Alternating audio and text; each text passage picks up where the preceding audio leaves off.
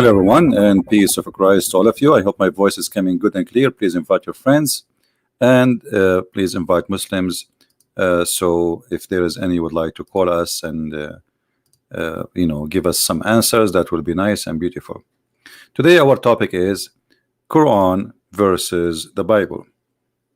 You see, if you go in YouTube, you will find thousands and thousands of videos made by Muslims speaking about the preserved Quran.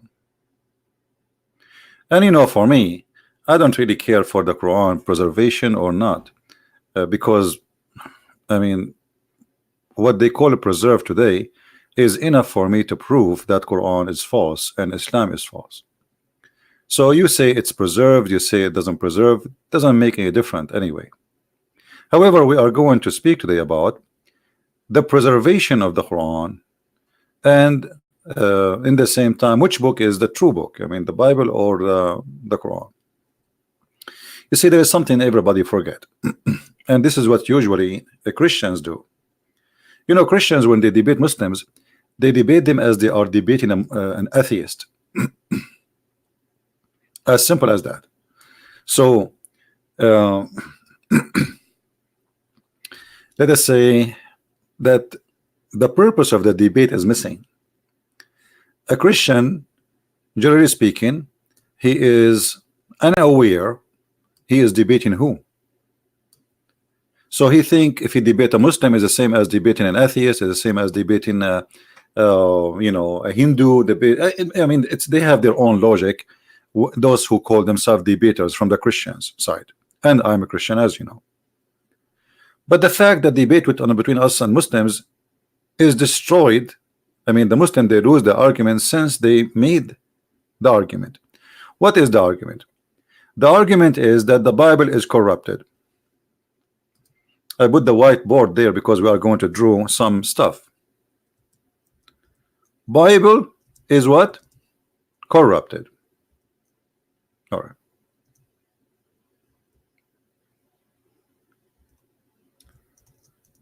Who is the one who say that? The Muslim. So this is the first claim a Muslims will come to you, or the Muhammadan they will come with. So let us put the claim in the top in the screen. And I hope the Christians are listening carefully, and not that they are here not for chat and entertainment. Please listen carefully. I'm not here to waste my time. The Bible is corrupted according to Muslims. That's what they say. Okay. Who is a Muslim in the chat would like to say I agree with that? Who is a Muslim listening to us right now, or he would like to call us and he is willing to say I agree with this claim? Do we have any Muslim?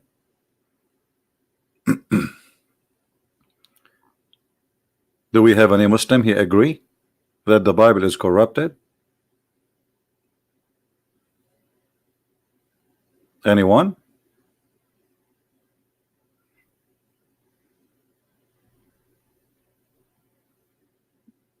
No, this is very good claim actually. I like this claim. Anyone?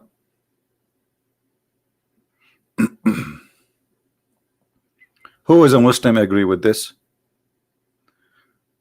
Okay, we have somebody saying I agree with this claim. You see, anyone who is here to play games and this is not for kids. If you are not a Muslim and I say I agree with this claim, I will ban you. So this is not a place for kids. We want mature people. Who is a Muslim?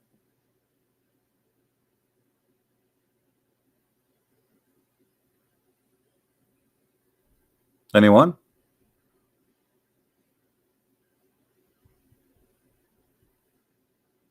Look like we don't have any serious Muslim here. But look what the Muslim he just did. By saying that the Muslim, or the Muslim by saying that the Bible is corrupt, do you know what he did? He just proved to us that Islam is false. And this is why. If we ask the Muslims where the Bible is coming from, he will say Allah. Who? Allah. And when we mean the Bible, we mean two books, actually more. We mean, according to the Quran mentioned the book of David, and there's Sulaiman, he have a book, David have a book, and even Abraham have a book, and Isa have a book. So we are talking about many books, and Moses have a book. So when we say the Bible, we are saying many books, all of them one shot. Okay, who is the one who sent this book? Allah.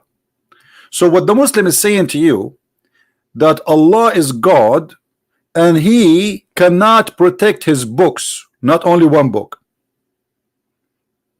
Are you getting the point? So this is the claim of the Muslim.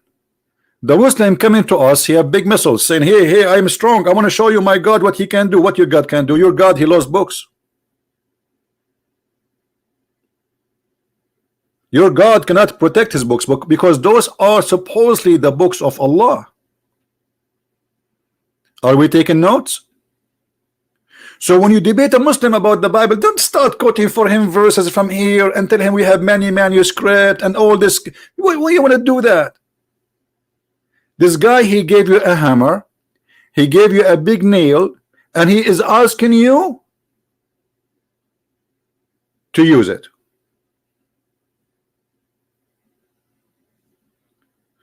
So as long you are saying that Allah is sent the Bible and the Bible is corrupt, so the Bible of Allah is corrupt. This is the correct sentence now. This is the conclusion. So a Muslim is coming to me, debating me about the Bible to be corrupt. He is saying to me, the Bible of Allah is corrupted. Okay.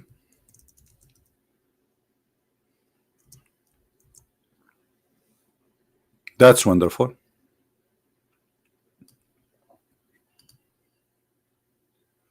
As long you are a Muslim and you are saying to me Allah Bible is corrupted, what's my problem?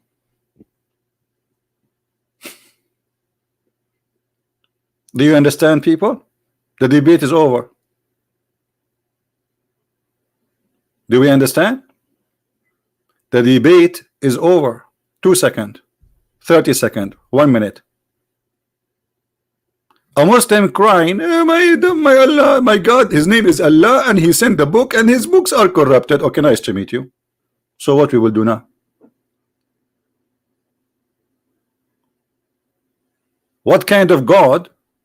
He cannot protect his book. Actually, should be a reason for anyone to leave Islam. This should be a reason for anyone who believes in Islam to leave Islam immediately, because you have a God who, according to Muslims, he sent 124,000 prophets. How many? 124,000 what? Prophet. Oh boy. And each one of them, he come with book from Allah. Okay.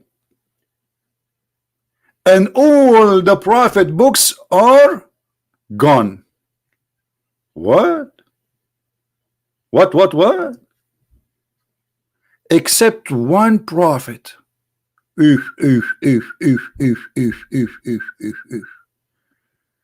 So 124,000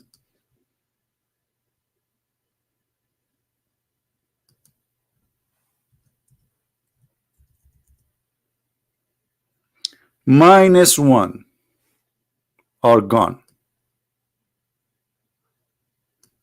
What is the result? Guys, what is the result? Who is a Muslim here? He is good in mathematics.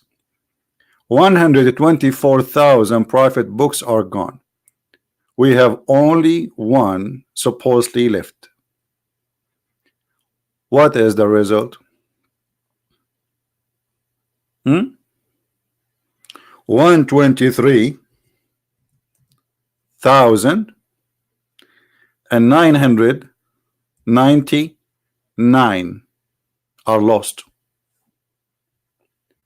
So imagine if we give Allah a job to work as a library guy. Allah is the biggest loser in history.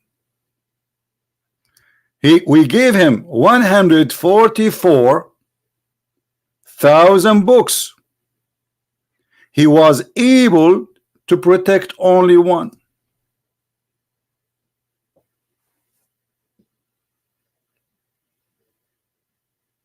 So how we can trust Allah? Any Muslim? Imagine you leave your son at home and you tell him, okay, I will give you $124,000. You come back home and your son, because he's a good boy, he only was able to protect $1. This is Islam. I challenge any Muslim to say you are lying. And then we have another question.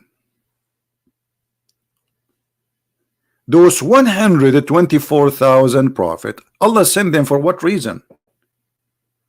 They say to deliver a message. Okay, do Allah knew that their message will not be delivered anyway? Allah is all-knowing. Okay, so why Allah did not preserve the 124,000? Allah knows best. No, Allah do not know best. Because there's no point of sending all those messengers if you cannot preserve the message. Now, the logic of one book only is protected. This is the logic. This is the Muslim logic. All the books of Allah are protected. No, they are not. Only one. So the Injil is corrupted. The Torah is corrupted. The book of David is corrupted. The book of Solomon is corrupted. The book of Abraham is corrupted. You name it. Only one book, brother, Allah preserved. What does that mean? What does that mean?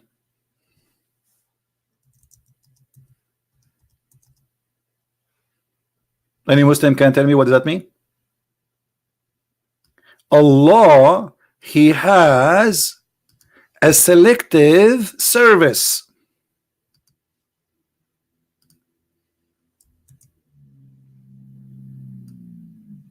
Allah is like a security company. He decided to protect only one book.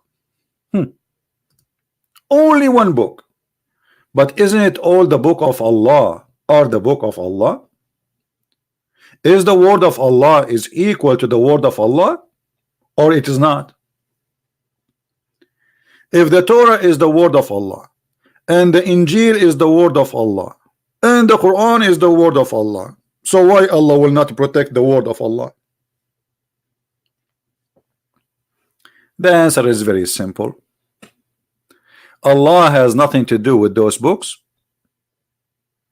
and Muhammad, he could not find himself there. So he have to say, and the Muslim, they have to say, you change the books. But however, I like the idea of Muslims saying that the book of Allah is corrupted, because that will lead us to prove that Allah cannot be God, for nobody can corrupt the word of God according to the Quran. Let us take a snapshot for this, so later we can use it and we do not need to type this thing again. Smile. Bingo. All right. Now,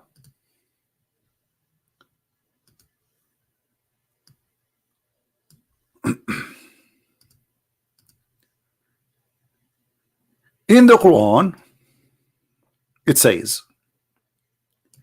إِنَّا نَحْنُ نَزَّلْنَا الذِّكْرَ وَإِنَّا لَهُ لَحَافِظُونَ. What does this verse mean? It is us who sent down the dhikr, and the Muslim between the two brackets, they said the Quran. But the Quran did not say the word Quran there. Where is the word Quran in the verse? There is no. This is why they put it between two brackets, i.e. the Quran. And look here at the fabrication. You see, Islam is a religion of corruption. If Allah did not say Quran, how you say it's Quran? This guy claiming that Allah is saying that he sent the dhikr, and the word dhikr here is the Quran. Who is a Muslim he agree with this translation that the word dhikr here mean Quran?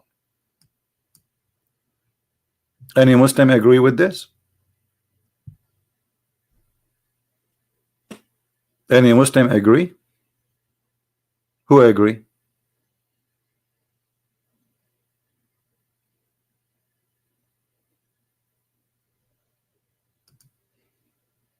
Anyone?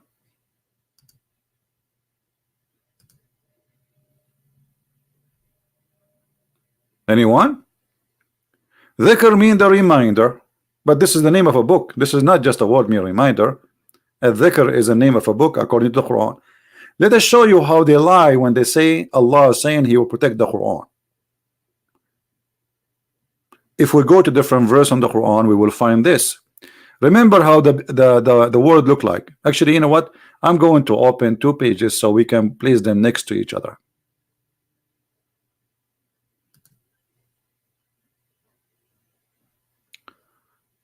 All right.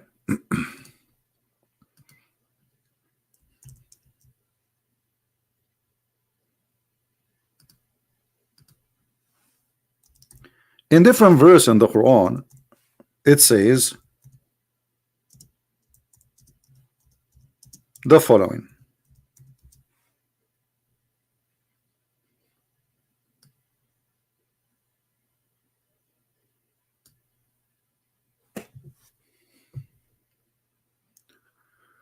Chapter 16 verse number 44 and chapter 21 verse number 115, both of them they are mentioning the word dhikr. But the chapter 21 make verse 105 make it so clear what a dhikr is. It's not the Quran. Here we go, and this is the Muslim translation. We are using the same translation for the same translator, isn't it? We will check it out. So it says here that indeed we wrote in the Zabur, which is the book of Psalm, i.e. all revealed in the holy book, the Torah and the Injil. So what the word zikr mean? What is a dhikr? Let us change the translation. Maybe the translator here, he was not successful to make it good. Maybe his lies is not working. Let us go to Yusuf Ali. Okay. Yusuf Ali saying the following. Before we wrote the book of Psalm, or we wrote in the book of Psalm, after the message was given to Moses. So what is a dhikr? Is what is given to Moses. You see, this is the same word. You see it? It says here, and we wrote in the book of Zabur. Muhammad, you have a very funny names for those books. I mean, how the book of Psalm became Zabur, I have no idea. Don't ask me. Even the name is not right, because Zabur can be a private part of a man. Just take the tashkil and you can pronounce it differently. And remember, the Quran was not written with tashkil. Tashkil is those things you see in the top. So, and the Zabur, we wrote in the Zabur after the dhikr. So the dhikr was something ancient. This is not the Quran. So why here in the translation they say that the word dhikr is the Quran? How they come to this conclusion? The Quran make it clear that the word dhikr is the Torah. So based on this verse, the Quran saying that Allah he protected the Torah. However, this is not really a big deal for me. I'm just getting them busted with their claims. Let us say, for the sake of argument, Allah he protected the Quran only, and he said he is going to protect the Quran. But isn't it Allah he said in the Quran, and nobody can exchange the word of Allah? The Quran says that.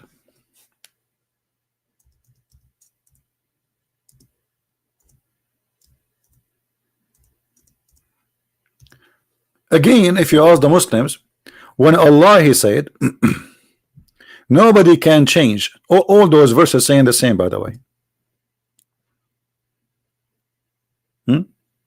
Chapter 6 verse number 34, chapter 6 verse 115, chapter 10 verse number 64, chapter 18 verse number 27. What it says? Nobody can change the word of Allah. Do you see it? None can change his words. Okay, is the Injil is the word of Allah? They say yes. Is the Torah the word of Allah? They say yes. Is the book of Psalm the word of Allah? They say yes. Is this verse the word of Allah? They say yes. But Allah says nobody can change the word of Allah. Do you see the stupidity? So what the Muslims they do, they have selective understanding. They don't even respect their book. The word in the Quran is so clear. Nobody can change the words of Allah. He did not say some of the word of Allah. He said nobody can change the words of Allah. So either Allah here is lying, aka Muhammad, or this is true. Then all your statement about the Bible is corrupted is a stupid statement.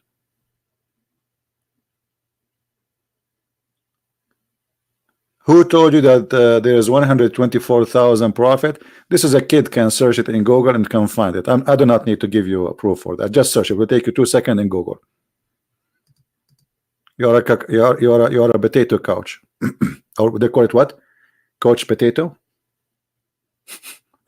Show me where it says 124 prophet. Just type it in Google. Come to daddy. Let me look at the Muslim. A Muslim, he is saying to me, he never heard that Allah sent 124,000 prophets. This is the first time he heard it.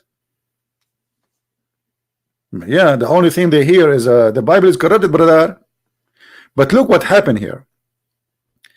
Not only this is a contradiction for what Allah said, and we showed you that the word dhikr mean the Torah and whatever books came before in the beginning, but the Quran confirmed in many verses that nobody can change the word of Allah. Now if we ask the Muslims what is the first chapter was given to Muhammad, they will say to us chapter 96.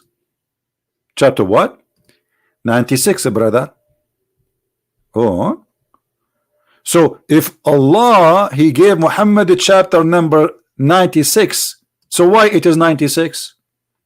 This should be number 1.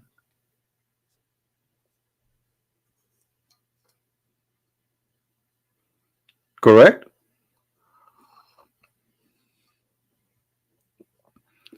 Why you are not reading the tafsir of that verse? Tafsir of who? You Muslim don't agree about it. And you know what? Even if tafsir says that this is me in the Quran, that will be stupid. Again will take us to point number 0, that Allah cannot protect his Bible, cannot protect his Torah, and that will make it even more horrible.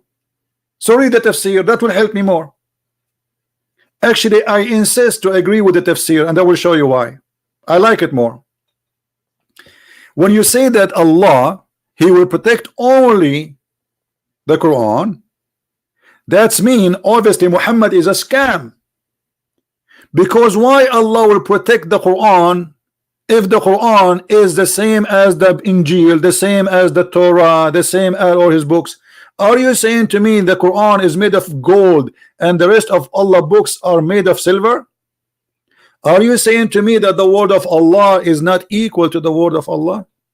Are you saying to me that the word of Allah is not eternal? So that all will lead us to understand that Islam is a shish kebab hummus. That will be stupid. And look at the corruption in front of our eyes, the proof in front of you. They say we never change anything. Who is the one who put a chapter 96 as 96? Read the tafsir verse 6 115 will make sense to me. Well, my friend, nothing makes sense to me, because It makes sense to you to say that Allah protect the Quran only. Why? You tell me how it makes sense. Allah is the Injil is the book of Allah. The answer, yes, the Quran says so, according to Islam, not according to me. So why Allah will not protect his book? Who is a Muslim wanna give me a call? He is my hero. Why Allah would like to protect the Quran only, not the rest of his books? Who wanna tell us?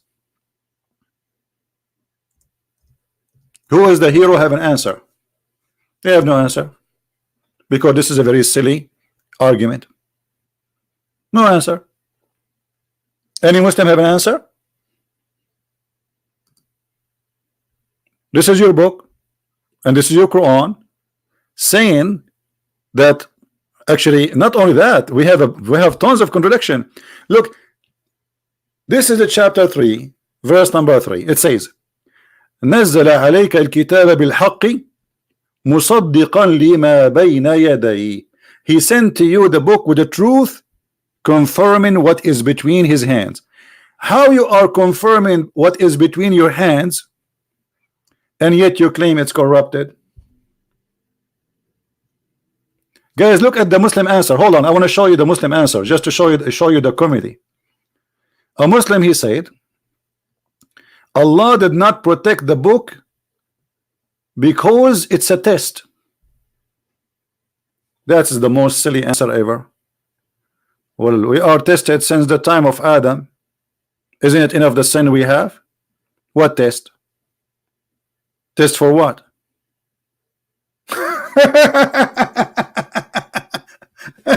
What is that? Isn't it the test to believe or not to believe? So look what you are saying. Allah, he sent the book, he gave it to the shaitan so he can play with it, so shaitan can deceive people and use the word of God, making them the poor people believe that they are worshiping God, but the fact shaitan deceived them. That's mean Allah, he himself is a shaitan. Now if we ask this Muslim a very simple question, is the Quran corrupted by the will of Allah or against his will? Who is the Muhammadan will answer me. Let us make this question more clear. Is Allah word corrupted by his will or against his will? Who is the hero? Want to answer?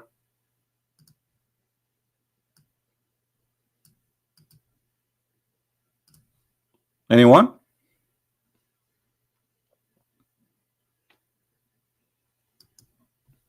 Anyone have an idea? I hope the Christians are taking notes, just to show you how embarrassing this cult is.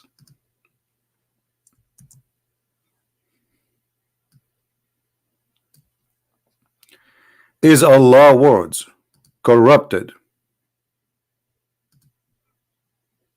by his will or against his will? Who is the Muslim? Want to give me the answer?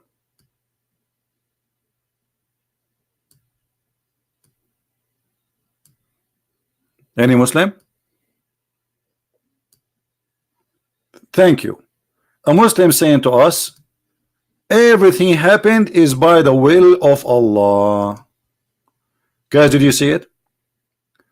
Everything happened is by the will of Allah. So who is the one who corrupted the book? I mean, the word corrupt there is coming wrong. Very funny. Let me fix it. Hold on.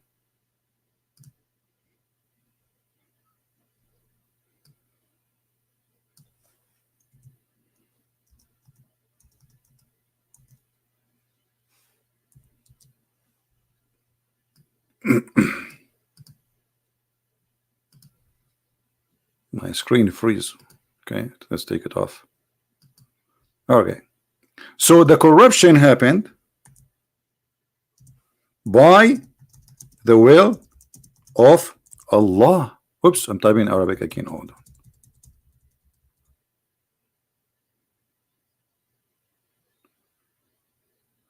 on. Very slow.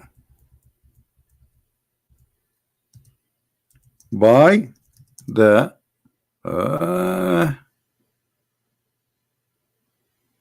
Oh boy.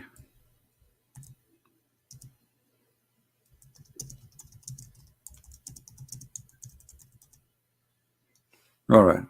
Look like there's a delay in typing for some reason in this software. All right.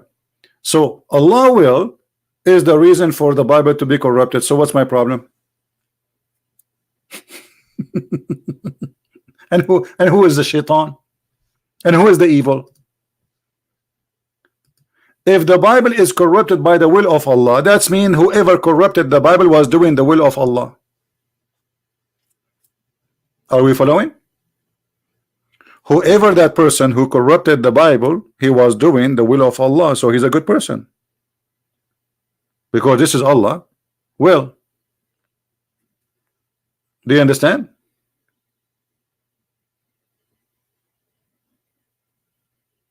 Do you understand me, people? Let us say I am the one who did that. But as long as this is the will of Allah, that's mean I'm doing what Allah He ordered me to do. So the one who corrupted the Torah and the Bible according to Islam understanding, according to their logic, is Allah. So Allah is the devil. Allah should go to hell. Allah is shaitan. Disgusting. Shame on you. So this is how silly the logic of this cult. How silly it can be more than this. Allah He sent the book, and Allah He wanted His book to be corrupted, brother. Why Allah want to do that? Isn't it enough that He sent shaitan to us?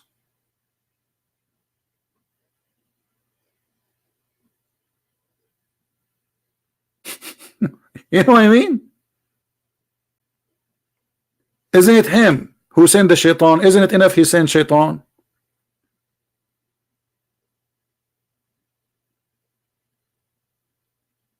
So every step of those steps, Islam is destroyed. How many times we need to destroy Islam today? It's enough. But we are not done.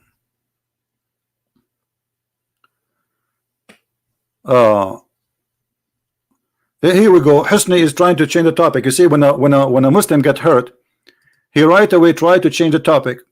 Do you see what they do? He don't want to talk about our topic no more. So are you saying that God He sent His son? Look what we are talking about, and look what he's talking about now. Because now he is hurt. We got Allah busted. Allah is the one who corrupted His book. Are you saying that to me that God He sent Himself to save His?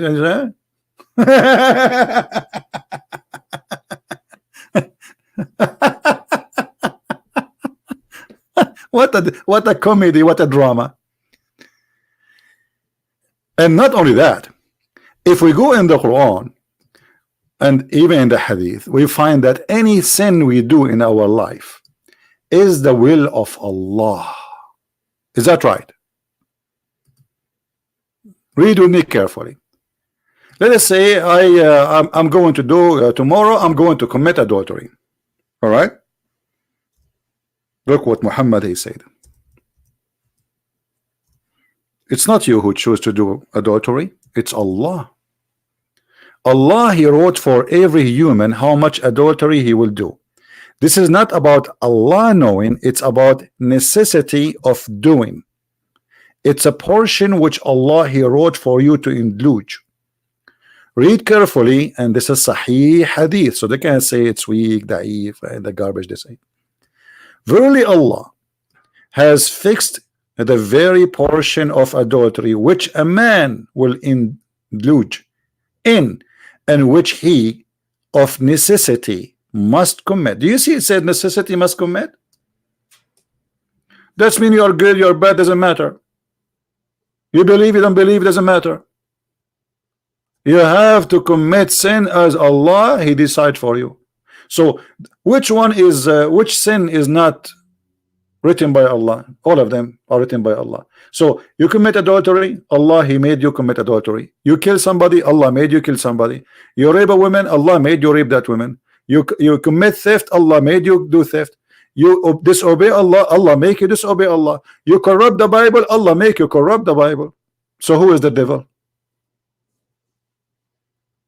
And why this person is going to be punished for the adultery he did? Any Muslim can tell me? Do we have any Muhammadan here have an answer? If Allah is the one who decides for me adultery, which I must do, so why I will be punished for it?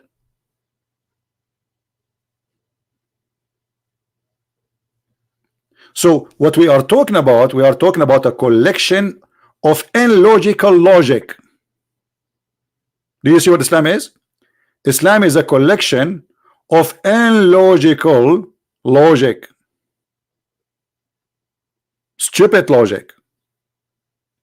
So Allah will punish us for not choosing Islam, but Allah is the one who made us not to choose Islam.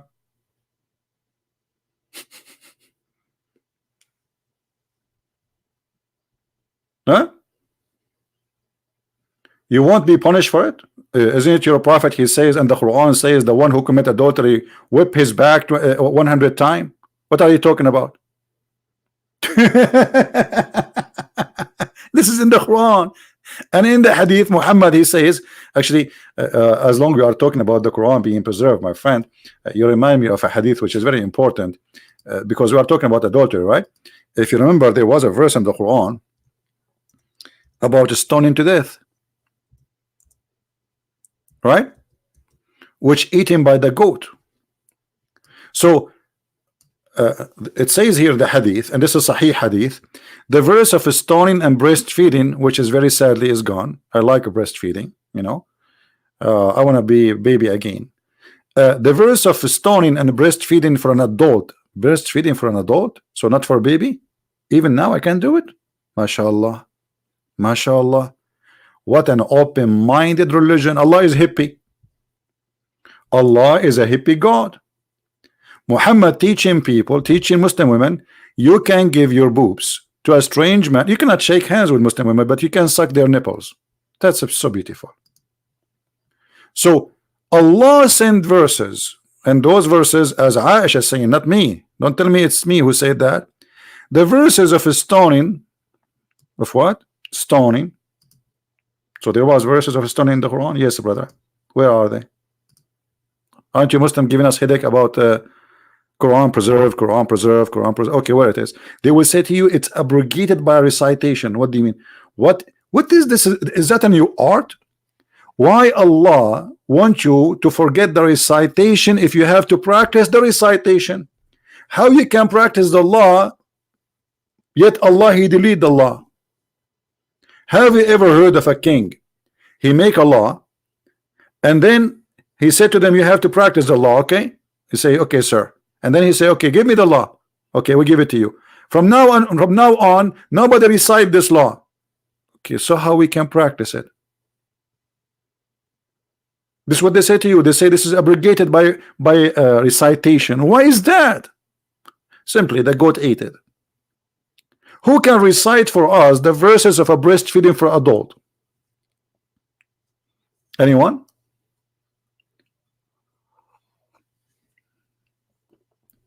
Who can recite for us the verses which is eaten by the goat, which about adultery, breastfeeding for adult? I call it the yummy yummy verse. Anyone? Who knows the verse? And look, not only that, the hadith says that the verses of 10 time adult breastfeeding, it's 10 time, which means the Muslim he have to do breastfeeding, Muslim women, she have to do 10 time breastfeeding for adult, not only once. And that's for what purpose? Just for the purpose so she can sit with a strange man. Imagine if I go in the airport now in Saudi Arabia and there's a woman, she work there in the police, she have to give me her breast, and then I can talk to her. And you have to do it 10 times in 10 different days until you are satisfied. Not only like done. No, you have to suckle until you cannot take it no more. And then you come the second day, and you do the same, and then the third day, and then the fourth day, and then the fifth day, until it is 10 times, and then you can sit with the women and have coffee. Now the hadith here says that the verse of 10 time breastfeeding was abrogated by what? Look. These verses were abrogated in recitation, but not ruling. And then other hadith established the number of Fourth stage. What fourth stage? This is a guy, this is a man, or to be five. Okay, where we can so we have now another standard of corruption. Not only Quran is not the only book which Muslims they have to obey, they have other book, it's called hadith. And if we ask them about the hadith, they say this hadith is da'if, this hadith is weak, this hadith is rejected, as they wish. So where is the preservation of Islam? As long Islam is not based on the Quran. So look what we discover in one story, that the Quran is not preserved. Even a goat, she did eat the Quran, and Allah could not stop the goat. And a hadith written by somebody came 300-400 years after Muhammad can destroy the Quran and can abrogate the Quran. So how we can accept this religion? All right. So where is Islam? There's no Islam. That's it, it's gone. Now we are not done. Are we done? No, we are not. But let us remember things one by one. The first thing, when a Muslim he speak to us about the Bible corruption, don't defend the Bible. He's not talking about your book. Are we clear? Are we clear, people? A Muslim, when he talk about the Bible, he is talking about his book, because Muslim they claim that Allah is the one who sent the Bible. So why you want to defend such a thing? The guy is accusing his God that his book is corrupted. What's your business? Say to him, I agree with you, the book of Allah is corrupted. You will see in a second the Muslim Abdul, his face turned upside down. He will say to you, no, I'm not talking about the book of Allah. No, you are talking about the book of Allah. Is it this is the book which is sent by Allah? He say yes. Okay, so you are saying to me the book of Allah is corrupted. What's my business?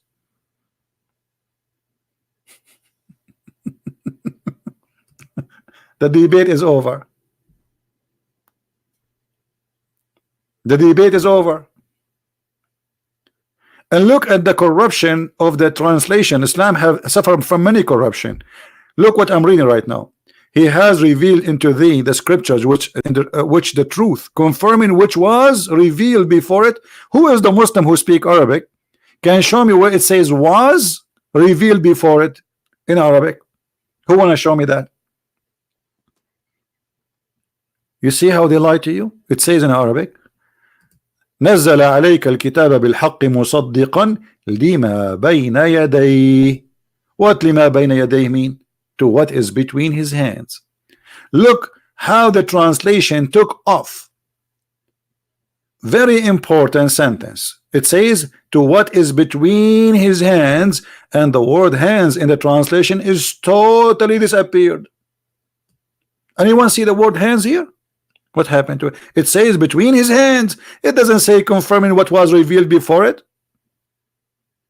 Let us change the translation. This is just to show you another standard of fabrication, which is Islamic translation. Look at this guy. Look at this guy. He has revealed this book to you, sitting for the truth, confirming the earlier books. Okay, hold on. This translator is little bit more honest than the previous translation. But look what happened now. The Quran confirm our Bible. But this is not enough, because the verse doesn't say that. The verse says confirming what is between his hands, which is the Torah and the Gospel, as we see. So why they are insisting to take that sentence off? Let us continue. Change the translator. Different Muslim translator. Confirming what came before it. Like what happened here?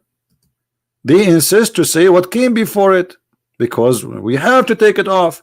Let us see this guy, the Dudi, Badadadi, confirming that what sent before it. It doesn't say that.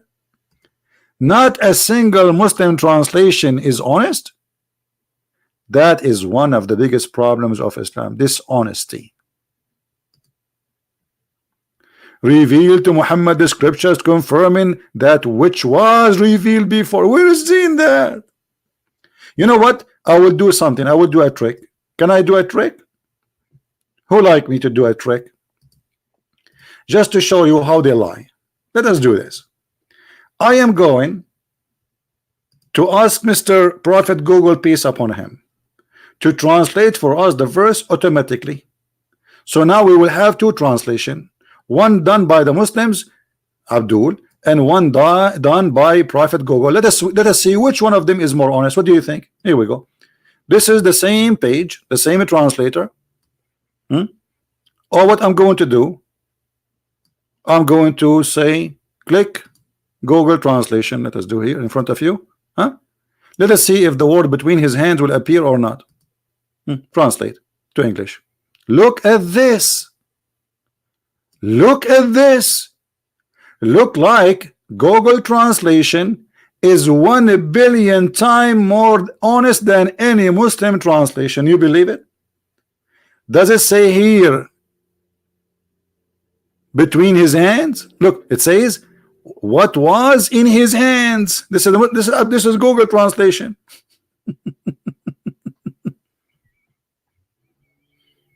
Hand of who? Muhammad. So Muhammad, he should have the Torah, the correct Torah at that time. He should have the correct gospel at that time. So how the Torah and the gospel is corrupted? Not only that, do you know that Muhammad, he did recite, and he said, I believe in thee and the one who sent thee. Who are they, those? Let us see what Muhammad is talking about.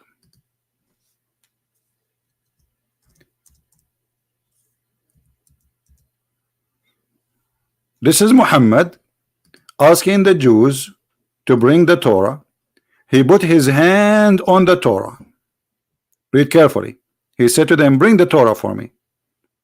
It was then brought, and he then would draw the cushion from beneath him. And look how hypocrite he is. He placed the Torah on it, saying, look how much respect he is showing to the Torah. At that moment, Muhammad is still not strong. So he's being hypocrite to the Jews. I believed in thee and in him who revealed thee. Was the Torah corrupt at that time? If the answer yes, then Muhammad is a hypocrite liar. Because anyone who swears by a corrupt book, he must be corrupt. Do we agree, guys?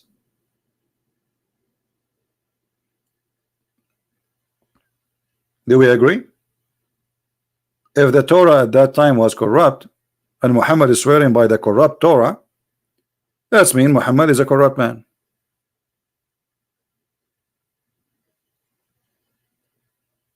Only false people agree and say, I believe in false thing.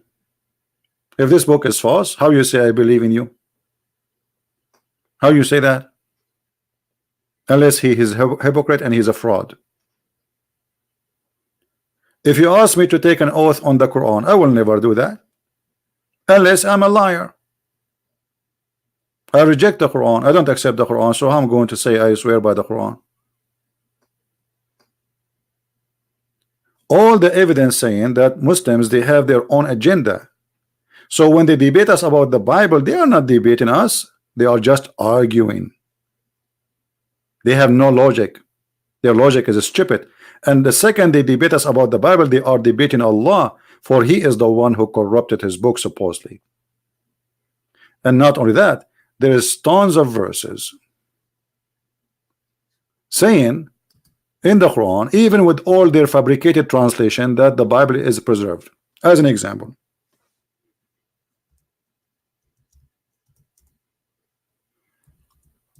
read this verse with me.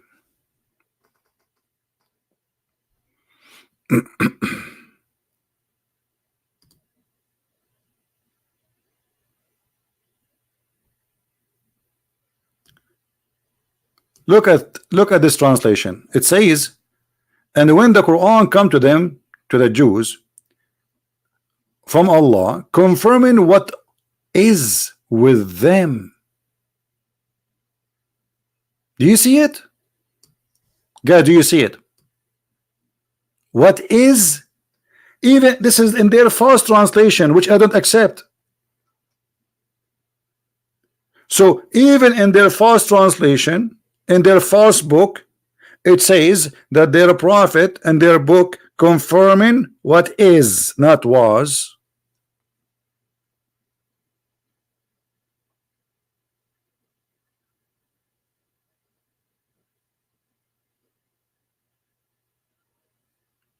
So why Muslims don't respect their book?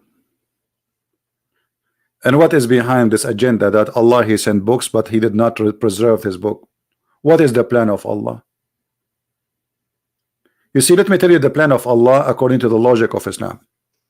What the Christians believe today, that Jesus was crucified. What Islam says Jesus was not. But what do you have to do with Jesus anyway? Nothing. What you Muslims have to do with Jesus? First of all, we cannot even find the correct information, a single correct information about Jesus, except that his mother, she was a virgin and her name is Maryam. That's it. The rest is false. In the Quran, they have a guy, his name is Isa. Who is Isa? What Isa mean? They do not know. What Al-Masih know mean? They don't know. What Moses mean? They don't know. What Abraham mean? They do not know. What Israel mean? They do not know, because all those names and stories are stolen from others. Muhammad have nothing to do with it. So look what happened. If you go in the Quran, you will find Muhammad the corrupt prophet. You see, when they say the Bible is corrupted, that is the Quran, my friend. The corrupted Bible is the Quran, and we can prove it in 2 seconds. إذ قالت امرأة عمران, when the wife of Imran said, who is Imran? According to Muhammad and the Quran, Imran is the father of Mary. Like what? Like what? What? The foolish Muhammad, he thought that Imran or Imran is the same father of Maryam, the sister of Moses and Aaron. So this is why he is giving Jesus a grandfather. His name is Imran. So Muhammad, he could not even copy the name correctly from the Bible about the father of Moses, which is Umram, not Umran. Imram. Wrong pronunciation, wrong name. I mean, have you ever heard of a God? He cannot even pronounce a Hebrew word. Umram. How the word Imran became Umran?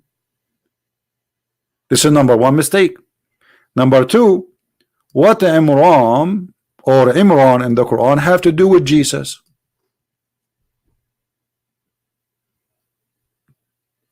Anyone can tell me? How this guy became the father of Mary?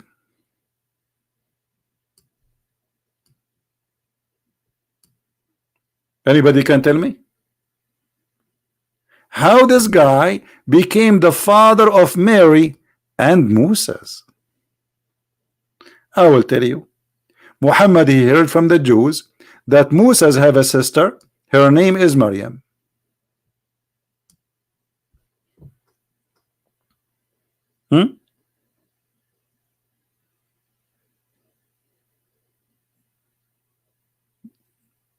It's a woman of Imran, that wife. That's a comedy.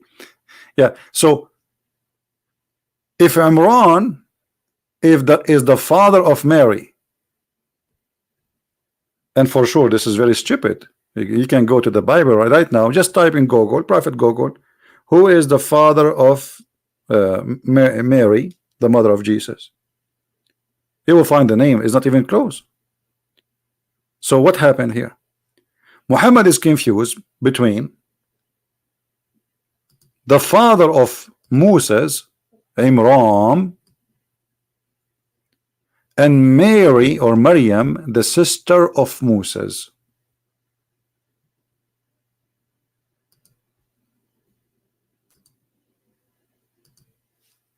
You see what happened?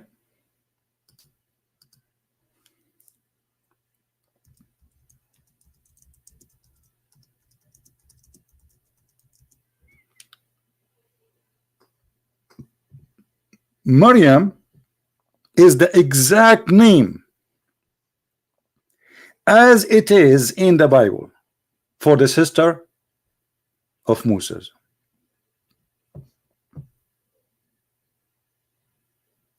You believe it?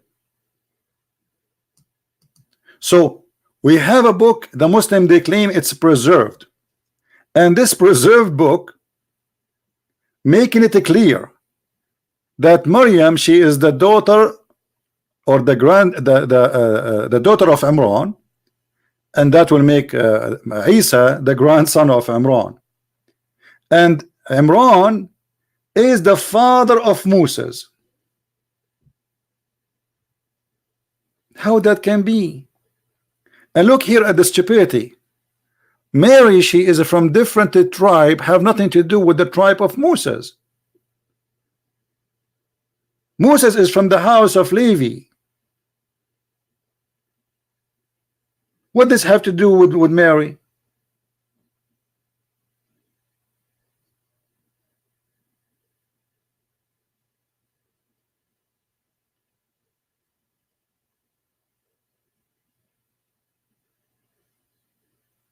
That is Muhammad, my friend. That is Muhammad. A person who claimed to be a prophet of God, he cannot quote a name correctly. He think that Imran, the father of Moses, is the same man who is the father of Maryam. How that can be? So this is why usually I do not debate Muslims about the corruption of the Quran, because what the point? The Quran today is a joke. I will go with the Quran, what you have today, and you believe it's not corrupted. And additional to that, I mean, what the point of proving that the corrupt is corrupt? Can you corrupt the corrupt twice? You cannot. Quran is corrupt from the beginning. We can't even call it corrupt. It's a fabricated book. So we cannot say the Quran is corrupted because it's fabricated from the beginning. Do we have any Muslim want to say something?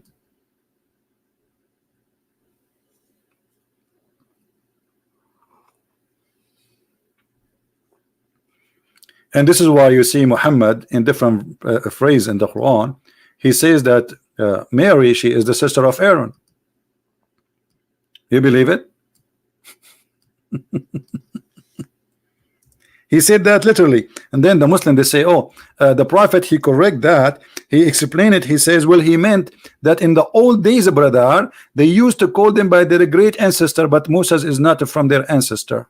Secondly, the verse making it so clear by misquoting the name of the father. Let us say, for the sake of argument, okay, he says, oh, sister of Aaron, and it does not mean sister of Aaron literally. How the father of Mary, his name became Imran, and it is the same father of Aaron and Moses. Do you know what I mean? How this happened?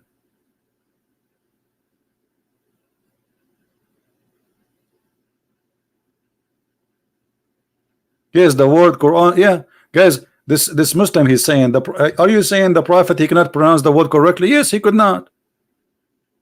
There's tons of them, and the proof in front of you. Who is Imran? Okay, show me. You see why the Jews, they will change the name of the father of Moses from Imran to Imran? Give me, you tell me why. Give me a reason. Do they knew that Muhammad will come after 1,000 of years and he will make the name look funny? Give me a name. Why those people who they are devoted Jews, they will accept to change the name of the father of Moses, and why the Christians will accept to change the name of the father of Mary? I mean, what that have to do with anything? What kind of a prophet, he cannot quote the story of Jesus correctly? How Imran became the father of Mary? Somebody tell me. Let us say you are educated, I am not. I want to learn from you. How the father of Mary in the Bible, his name became Imran in the Quran?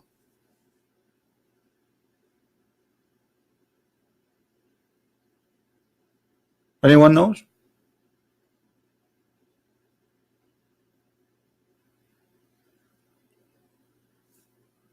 Why does Abraham written as Ibrahim in the Christian Bible? What do you mean the Christian Bible, Ibrahim? Secondly, even your God, he say Abraham. You are an ignorant, my friend. You see in the Quran the word Ibrahim written in two ways, either Ibrahim or Abraham. The most published copy is Ibrahim, not Abraham. The Muslim, they change it, but you can go right now and search. You yourself as a Muslim, search, is it true that the Quran mentioned the word Ibrahim and Abraham? So if you are saying why it's Ibrahim, why Abraham, he will go, it's in your Quran. Because Muhammad was not sure from the correct name. So you just shot yourself in the foot. Any Muslim?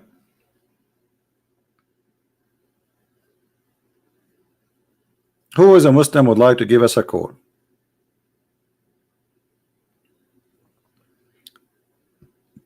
And you know, if I wanna, let's say, I wanna follow a religion, and somebody told me, okay, come and join Islam. Okay, I'm going to join Islam, and look at the logic of this religion. If you bend over 5 times a day, Allah will give you women. Each one of them, her butt is 1 mile. I'm really convinced. I'm really convinced. Have you ever heard of a prophet promising me that I will have a wife, her butt is 1 mile? What I will do with such a butt? Have you ever heard of a prophet? He will promise me I will have sex and I will have orgasm of 70 years. This is religion. This is God. 70 years orgasm.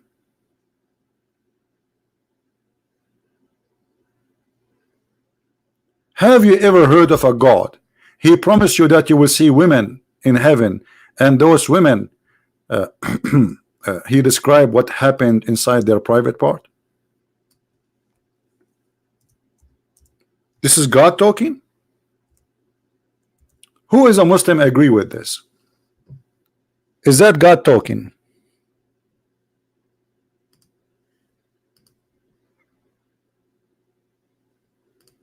Look what Allah he says to us about if we believe in him, what he will give us. Read with me carefully.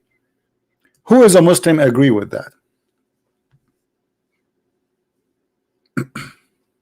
This is the true religion. The God he described the skin inside the woman private part.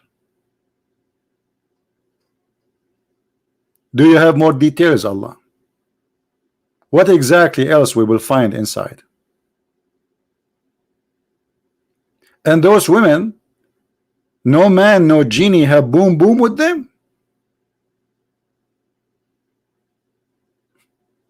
What do you mean genie?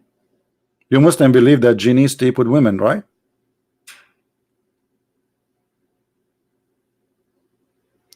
Have you, I want you to believe in this God, brother. Allah is the true God, and the proof is the following. Allah he promised us women with big breast. What? This is God?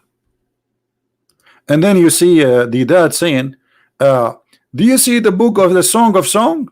The book of Song, first of all, is not God talking. It's a king making point. Secondly, he was not talking even about women. Here this is God. And since the Muslim, they heard the dad saying that the Song of Songs is about Muhammad, nobody make fun of the Song of Song no more. Suddenly the Song of Song became holy. Muhammadim madammadim.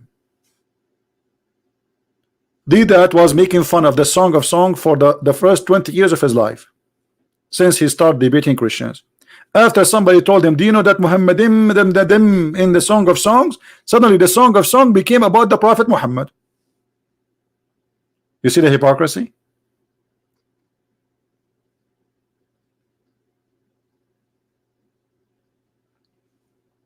Allah will give me fully breasted women. I was worried about that. What is the size, brother?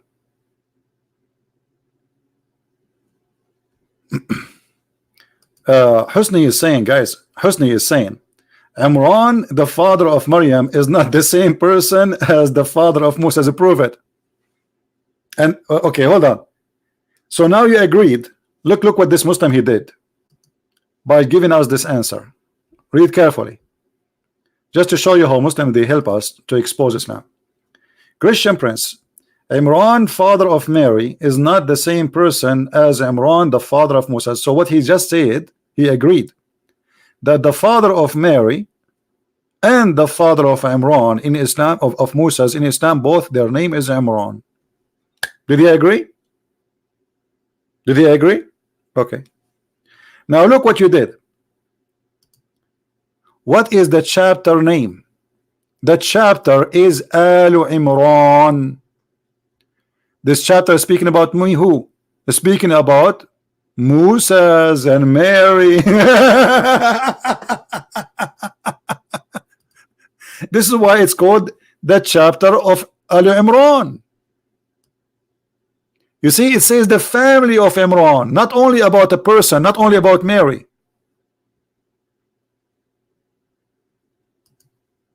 So you just proved to me that Islam is false. You agreed that according to Islam, Muhammad taught you that Imran is the name of the father of Mary, and Imran is the name of the father of Moses. And now your claim is they are different names, different persons. But that will not solve the problem yet, because the Quran says that Mary, she is the sister of Aaron, and the Quran says that all of them, they are family. Who is a Muslim wanna try something better?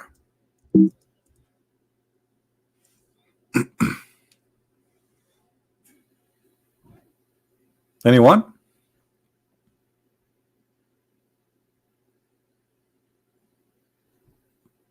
Anyone want to try something better?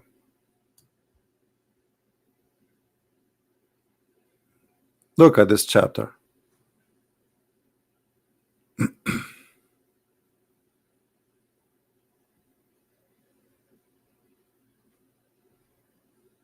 Ali Imran. Who is a Muslim would like to call us?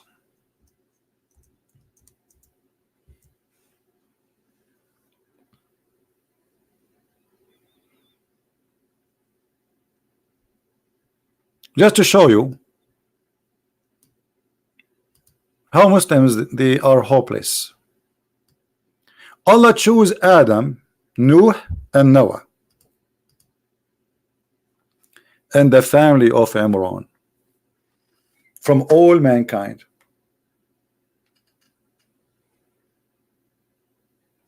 Anyone understand what this verse is saying? Anyone see what the problem? Which family is it chosen to be from all mankind? The rest are names, correct? Individuals. Adam is individual, Noah is individual, and here it says the family of Ibrahim and the family of Imran. Okay, Musa is from which family? The guy who said to me that Imran, the father of Mary, is not the same Imran, the father of Moses. Which Imran we are talking about?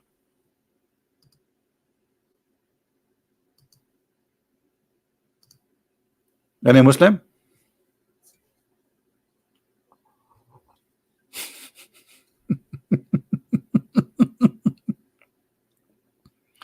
You want to guess?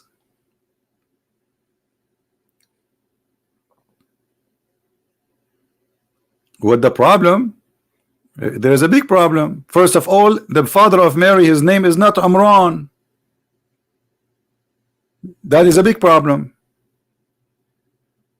That is a clear error in the Quran of history. Number two, it's very clear he changed the name because he do not know the name.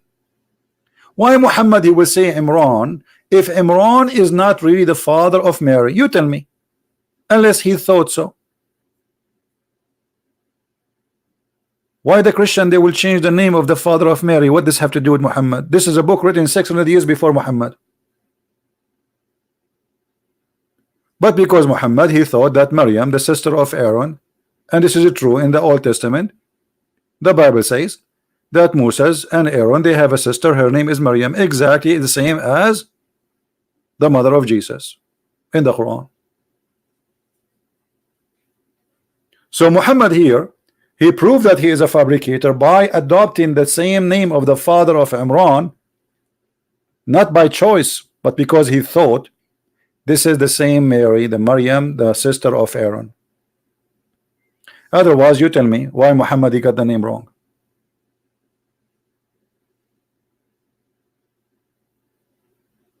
Right?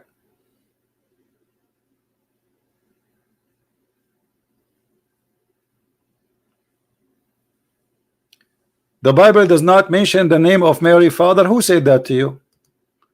Call me and I will make you read the verses by your own eyes, and people will laugh at you. What do you think?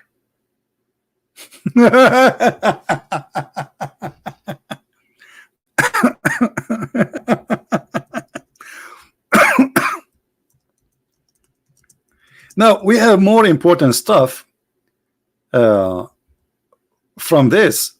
We are just showing you just a little bit of why Islam is a silly when you speak about Quran is the book of a truth. As an example,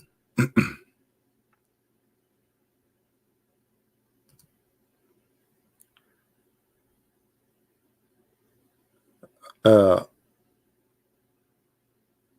ibn al-Khattab.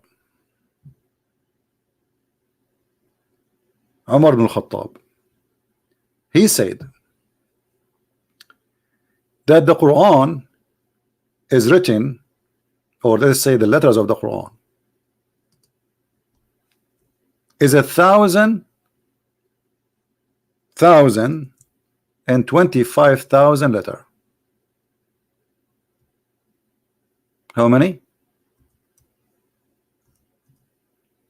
1,000. Who is a Muslim listening here? Who is a Muslim is willing to give us a call and explain to us how this has happened? The Quran is more than 1,025,000 letters. What is the number of the letters of the Quran today? Who is a Muslim can give me the answer?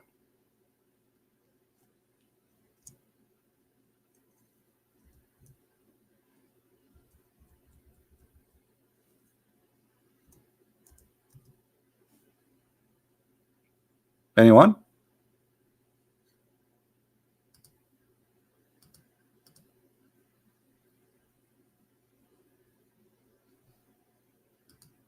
So what is left of the Quran?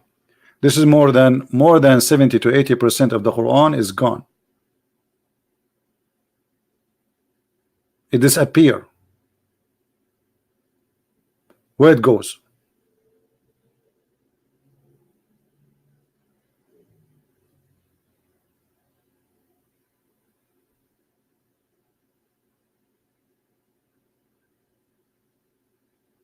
One of the hadith of Aisha,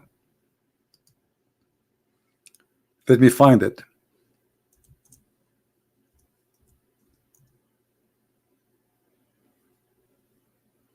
She said that the chapter of Al-Ahzab used to be equal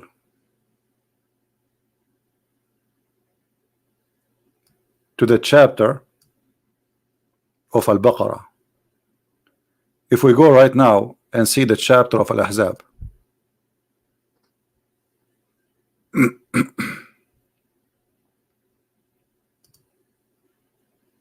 how many verses the chapter of Al-Ahzab? Read carefully. 73. Let us go to Al-Baqarah.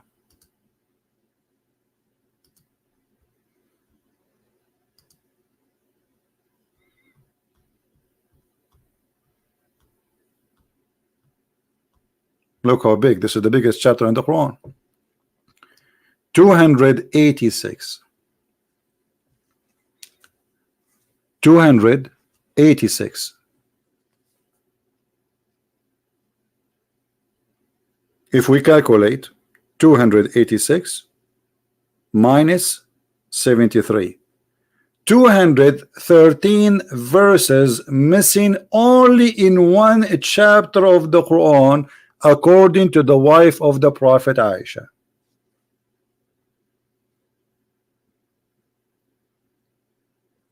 Who wanna call me and I will make him read the hadith right in front of us to everybody?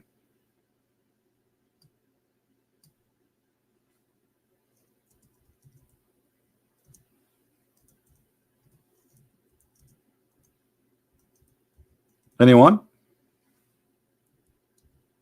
Who is a Muslim is willing to read it?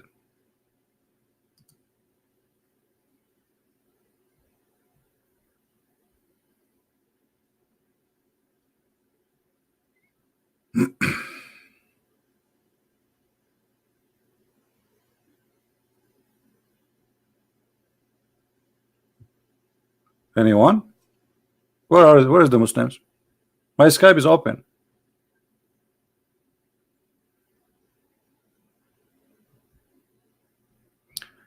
Let me show you. This is an Islamic website discussing this issue. The website is in Arabic. This is Islam and Jawab, and the guy is asking fatwa number 197942. كانت سورة الأحزاب تعدل سورة البقرة ثم نسخ أكثرها. What does that mean? I will click Google Translation, peace upon him. I mean, what we can do? Google Translation is the best. Read carefully. The Ahzab was equal to Al-Baqarah,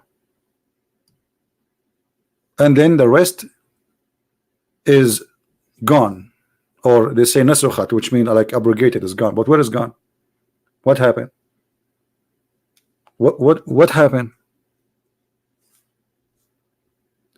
The Musnad Ahmad, there's a hadith in Musnad Ahmad that 200 verses of Surah Al-Ahzab have been deleted.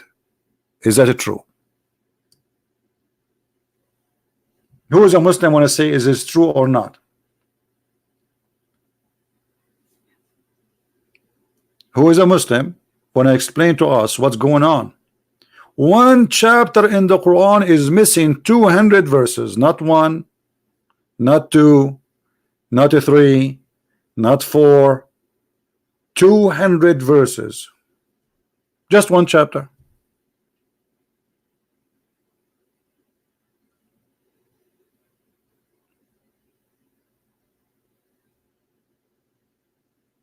And this is your website. Anyone have something to say?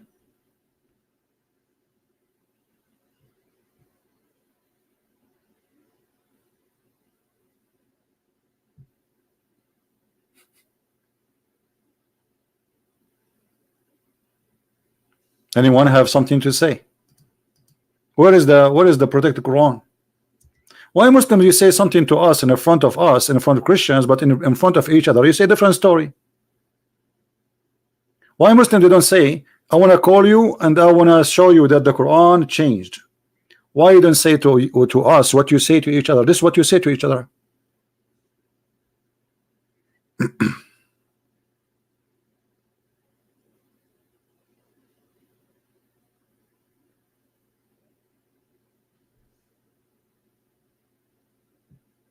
Here it says, how many verses you count the chapter of Al-Ahzab? He said 73. He said, well, as I know, it's equal to the cow. It's equal to the chapter of the cow. And this is the hadith number in front of you, Musnad Ahmad. And this is Google's stupid translation.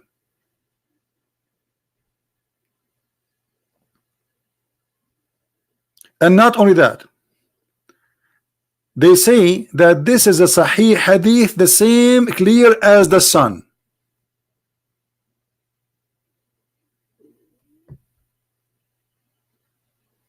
This is Sahih attribution, clear like the sun. Do you see it, guys? Do you see what it says? Because the Muslim, they will say to you, this is weak, this is daif, this is shish kebab, this is hummus.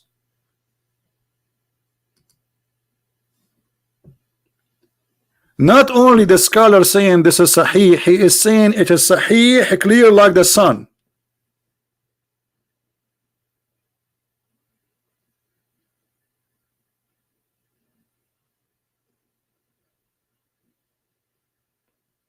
So one hadith proved to us Islam, all of it is gone. The other hadith proved to us that God ate the Quran. The other hadith proved to us that Islam, there's nothing left. What is left? Because you know what they will say to you. They will say, oh, this is weak.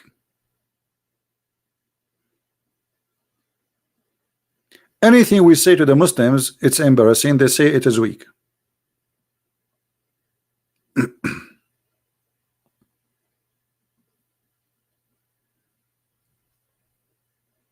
Anyone?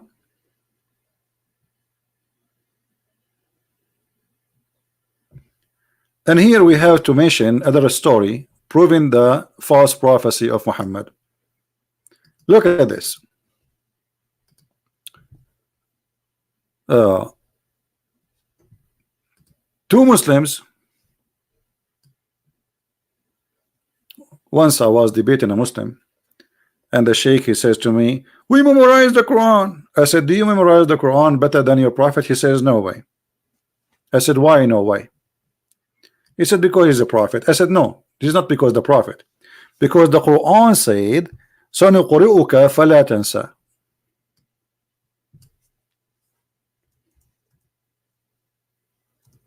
What does that mean?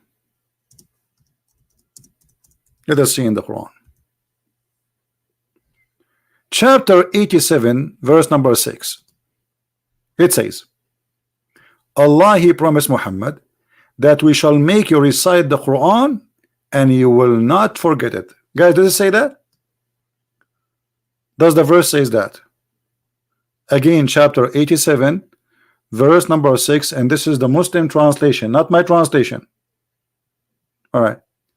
So if we find that Muhammad forgetting Quran, that's mean Muhammad is a liar. Is that correct? Is that you see how easy it is? If we have evidence that Muhammad himself forgetting the Quran, that's mean the promise of Allah is a shish kebab, hummus, falafel promise. If God, he says to me, I will give you Quran and you will never forget it, that's it. Nobody can make me forget the Quran, correct? That's God. That's God. He said be is going to be. This is what the Muslims they say. Okay. So this is what the Quran is saying. And look what here we see. The hadith saying, and this is Sahih al-Bukhari. Allah apostle heard a man reciting the Quran at night and said, may Allah bestow his mercy on him as he has reminded me of such and such verses and such surahs I was caused to forget.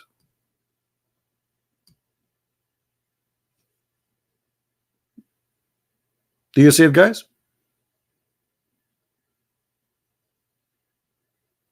But the Quran says, I will give you Quran and you will never forget it. Muhammad not only he admit he forgot verses, he forgot chapters. Noor Khan, what's wrong with you, Noor? Are you okay, Noor? Okay, why you don't call me? Noor, take it easy. It look like you have a diarrhea, my friend. No problem, we have a solution for it. Why you don't call me? Noor is getting upset. He's flooding the text. Call me. Be the man. Who is the guy who is saying why the Muslim they call me names but nobody wanna? Okay, here we go.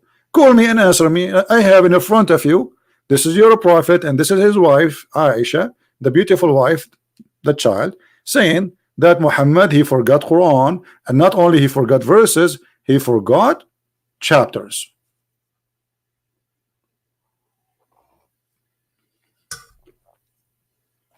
What do you think? And this is Sahih al-Bukhari.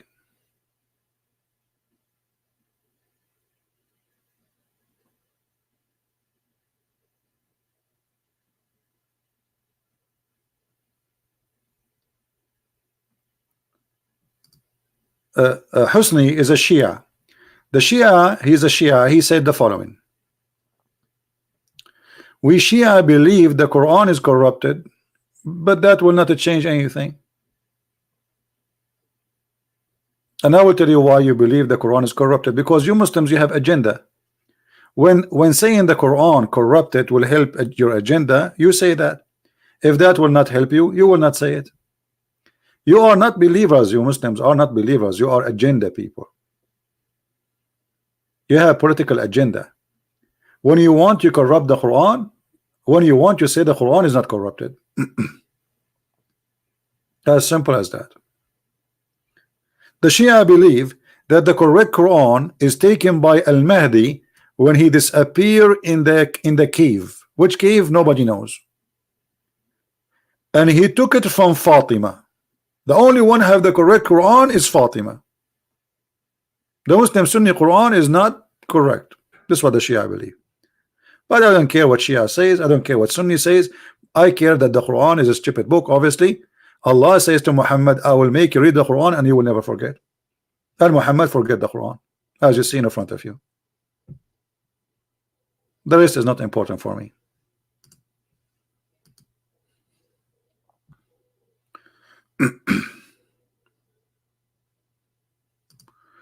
Okay, let us see. We have a Muslim supposedly.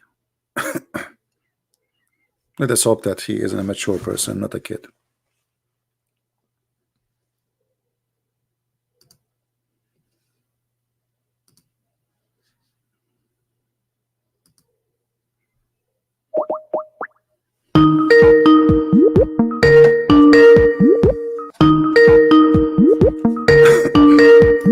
Answer, my friend.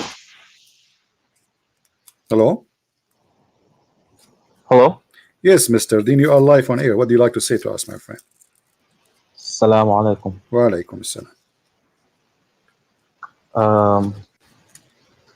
I was just watching, and you know, it's impressive how much you know about Islam.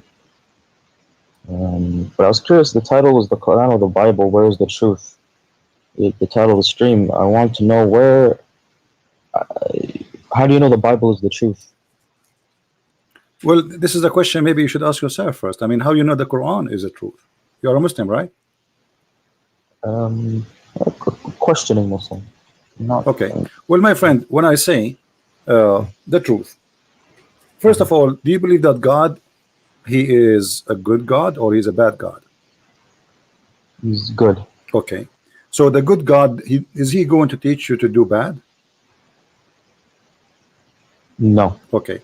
Does the Quran teach you that you can rent a woman? It's called temporary marriage. Muta? Yeah, the muta. It does. Okay. So how God is the good God? When we say the good God, this means he teach me good ethic, correct? Yes. Okay. Do you think, with my respect to you and your family, I'm not saying something to insult you, please forgive me. I don't mean that. Do you believe that if your sister, with my respect to your sister, again, let us say this is my sister, not your sister, so you not be offended. Let us say I'm a Muslim, and my sister, she came to me and said she want to rent herself to do muta. What I will say to her? She will say to me, this is what Allah said. Now, I don't see anything wrong with that. Why is that? If it's consensual, if they both agree, yeah, and there's payment, and they agree on what's going to be paid, and they go and do it, I don't see anything wrong with it. Okay, but isn't it so? You don't have a problem if your sister came to you and says there's a guy, he offered me $10 to sleep with me for 2 hours. As long both of them they agree, it's fine for you, correct? Correct. Okay, but isn't it this is what prostitution is about? Yes. So you don't have your problem that God teaching me to do prostitution? No, no problem. Why is that? What is your logic? My logic is that if that's what she wants to do, and if it's not rape, or it's not forced on her, if it's consensual and there's a agreement and she wants to do it, then yeah, but fine. Okay. So why Muhammad, he says if somebody commit adultery, beat him. What is the difference between adultery at least adultery, let us say a man and a woman, they see each other, maybe they love each other and they have sex, they commit that sin. So why, if you and a woman, she agree with payment, it's okay, but the women who don't take off her panty for money, she will be punished? What a difference. Both of them are not married.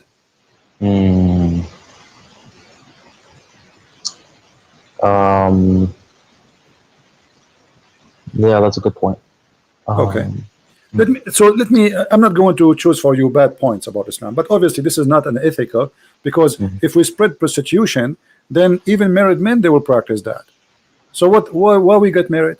If I'm going to sleep around with women additional to my wife, any woman she offer herself, I go in the elevator, a woman she says take me for $5, I do it. Okay, so what kind of society we will have? Right? You're right, yeah. Okay, now if I am a person who is going to believe in Allah, and what Allah is expecting from me and what I am expecting from Allah, can you help me in that? What Allah expect from you to do, and what you expect Allah to do for you? Allah expects you to pray, you know, and to follow His orders. To pray to whom? And you pray to Allah. Okay, did the Prophet order you to pray for Muhammad? I mean, you're not praying to Muhammad. He's part of the prayer, but he's not. You are praying for Muhammad, but not to him. I understand, correct? Right. Okay. So why you need to pray for Muhammad? Because he's the one who sent the message. Okay. But isn't it, do Muhammad need your prayer? Did Allah bless Muhammad already? Is Muhammad going to heaven? No, you're not praying. I don't know what you mean for Muhammad or to Muhammad. I don't know where all this is. At the end of the day, it's praying to Allah. Okay. You speak Arabic, right? The not classical, the slang Arabic. Okay, I will read and you help me if you don't understand. إن الله وملائكته يصلون على النبي يا أيها الذين آمنوا صلوا عليه وسلموا تسليما.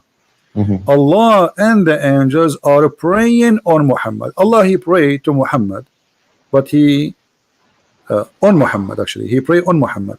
Now, but Allah, He prayed for who or to who? Sallu ala. When you say sallu ala, it's not really. That's not prayer in the sense of, you know. What is this? إقام الصلاة. أن الله وملائكته يصلون على النبي يا أيها الذين آمنوا صلوا عليه وسلموا. Yeah, يصلون على. That's the importance. When you say يصلون على, it's more blessings on. Not okay, but hold on. Hold on. If this is a blessing, why we are using the word yusalli? You speak Arabic. The word yusalli is salat. The word the blessing is barakah. I mean, Arabic language is very rich. It's very easy to choose words. So when I say salah is salah. When I say barakah is barakah. And when you say yusalluna ala, you can also. Okay, I will go with you. So according to your what you said, that Allah and the angels are doing a blessing on Muhammad.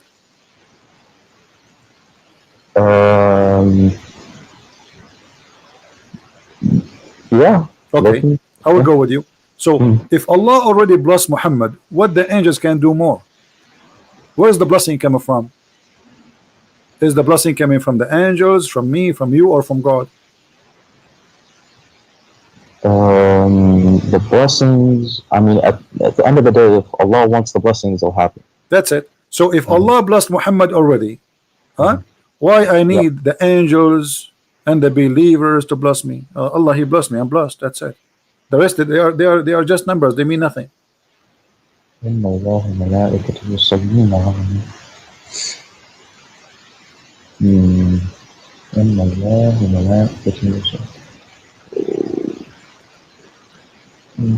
Maybe it's a message in that the angels also.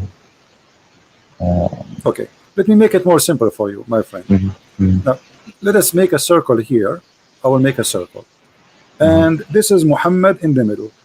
All right, we will put Muhammad in the middle, and now we have Allah. This is Muhammad here. Now Allah is sending a blessing. All right. So let us say here we will type the word Allah. We will make it letter A, actually A. This is Allah. All right, and this is the angel. We will make it A2. And this is the Muslims. We will use the letter M. Perfect. So who is left? The whole universe now is busy doing one thing.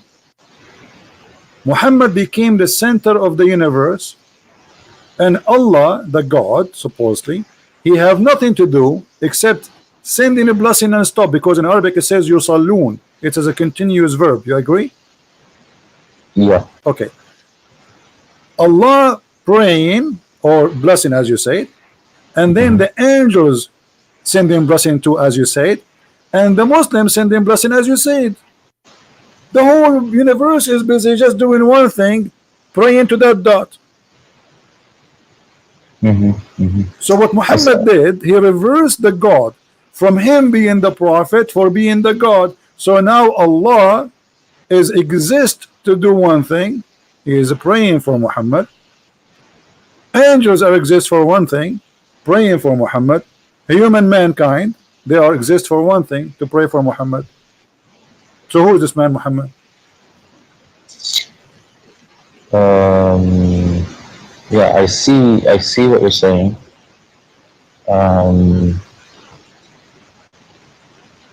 Now, yeah, it seems like, now what is, okay, so obviously I don't, there's some confusion. What, do you know what the tafsir says for this, or? My friend, doesn't matter. It says, as you said, you know, Allah, he pray on the prophet, and etc., and he sent his contribution for him, and he glorify him, you know, etc. But this is very silly, because it should be the opposite. It should be the prophet and the angels and the believers praying to Allah, not Allah and the angels and the believers praying to Muhammad. Yeah. Okay. Yeah, yeah, makes sense. Okay, I will show you one more thing. But it has a connection with this, what we showed you now. If you have a fight and you have two wives, who's going to help you in the fight? How many people you need to take your side? If you have a fight with, let's say you are married, you are married to two women. You know, do you need an army? Do you need who's going to help you? I don't know. This is between you and your wives. This is something personal. You do not need anyone, right? Aren't you man enough? Correct? I'm not married, no. I'm not saying that. I'm saying, isn't it the man is enough to, isn't it the Quran chapter 4 verse 34, it says الرجال قوامون على النساء, the men are in charge of the women. So yes, if a man have a fight with his wife, he is the one should deal with it, right? Not somebody else, correct? Yeah. Okay, read with me this. Muhammad, let us choose different translation just to make it more simple, because this guy, he had too much spice. Here we go. Muhammad, he have a fight with two of his wives, Hafsa and Hafsa and Zainab, I think. So the Quran making a story about it, that if those two women, they don't repent, who is going to take the side of the prophet? Because two of them, they are against the prophet. Look how many. If you don't turn into repentance to him who? Allah. Your heart are indeed inclined, which means you became a kafir. Look who is going to take the side of Muhammad in this fight with two women. And if you back up each other against him who? Muhammad, truly Allah is his protector. Okay, is that enough? No. And Jibreel, what Jibreel have to do with this? What Allah have to do with this? I mean, the guy, he have a fight with his two wives. Why Allah is, this guy is talking like, is if the Roman, they are sending him a letter, says we will have a war with him, I say I understand.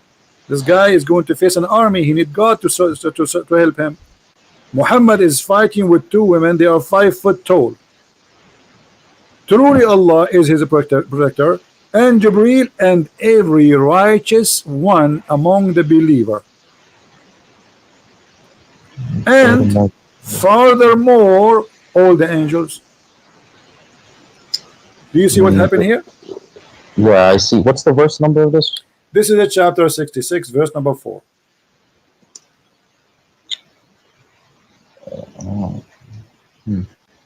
Okay. Yeah, so, I see. So what happened here, my friend? Listen with me carefully. The same as what happened before. We have Muhammad. We will make another circle. And we have Muhammad in the middle. Muhammad now needs protection from two women. So who is involved with this fight? Muhammad, he got the following names. Jibreel,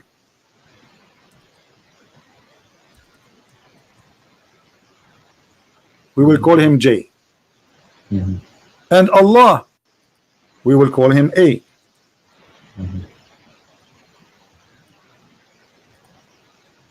And Muslims, we will call them M. And all the angels in the world. Who is left?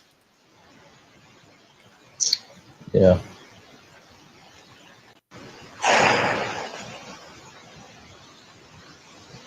What is this? Yeah, this guy, he became the center of the universe. Look like this universe have nothing to do with except Muhammad and his two wives. God, who created the universe, he have nothing to do except supporting Muhammad in his fight with his two women. Not only that, and Jibreel, he will come in a special mission. He will take side with Jibreel. I'm with you. You know, Jibreel, please protect me from those two women. Jibreel have 600 wings. Extremely huge angel according to Muhammad, to the point he covered the horizon. Is that enough? No. And every single believer, Al-Qaeda, ISIS, Mujahideen from everywhere, Pakistan, Indonesia, you name it. And not enough. And furthermore, all the angels. All of this to support a guy in his fight with two women. Yeah. Maybe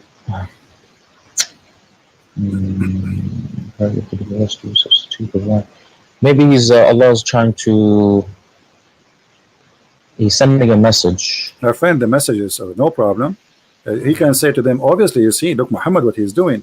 Muhammad, he is here taking advantage of God. Anytime he needs something, he used God's name to control them. He could not control them no more, so he told them Allah is against you. But look what he did by making it the way he did it. He make it too much exaggeration. It's obvious it is a lie. Because he can say, Allah said you have to repent, and that's it. Right? We do not need the rest. And if you go against him, Allah is his supporter, Jibreel is his supporter, the believer is his supporters, and the angels are going to be in his back. What is this is about? Are we going to, is that the end of the time? Is that a judgment day where two armies are huge, are going to destroy? It's two women. Yeah. So what's your point? I don't. So you're saying my point is that Muhammad, he is the center of Islam, and the rest is just character, like in the stage. You know, you put decoration. But he's obviously very important. No, not obviously he's important. He is God. He is the God. Everything serve him. God, he serve him. Allah, he serve him. Jibreel serve him. The believer serve him. Everything exists is for him. But not everything in the Quran is benefits the Prophet. What do you mean? Did Muhammad, he make verses saying any Muslim woman, she can give herself to the Prophet so he can do boom boom with her? I don't. That's in the Quran or the Hadith? Yeah, this is in the Quran. Chapter 33, verse number 50. Any woman she offer herself to the Prophet, and this is only a privilege to thee. Why Allah will make a special privilege for boom boom privilege? Muhammad already have 13 wives, thousands of sex slaves. Why he need to say that Allah said to me, it is lawful for you the following women? Look how many counting he is. I mean, this, you get dizzy. Oh Prophet, we made lawful for you the wives. Well, thank you for telling me. I'm sleeping with them since the last century. I mean, this is silly actually to say to me that. Imagine I'm sleeping with those women since the last century, and now you say to me, I made it lawful for you your wives, or they are already his wives. What are you talking about? Don't you think it's too late? And whom has paid their door, and who your right hand possess, which means the slaves you own. Anyone you slave you own, you can jump on her. And the prisoner of war, and whom Allah assigned to thee. It's Allah assigned to you. This is a sign of Allah to take off their panty. And the daughter of your uncle, and the daughter of the partner uncle, and the daughter of your auntie, and the daughter of blah, blah, blah, blah, and the daughter of the daughter, and any believing women she offer herself to the Prophet. And look what they say in Arabic, in English here. And any believing women who dictate her soul. Her soul. I thought people dictate their soul to God. Wait, where does it say? Which one for you? Where's the soul? What? It says there in English. Oh, okay, okay, now. Dedicates her soul to the Prophet wishes to God, who is one for reading, not for the readers. It's a privilege only. This is all is a privilege only to Muhammad. So do you see how he used God so he can make his own privilege, and most of them they are about sex and money?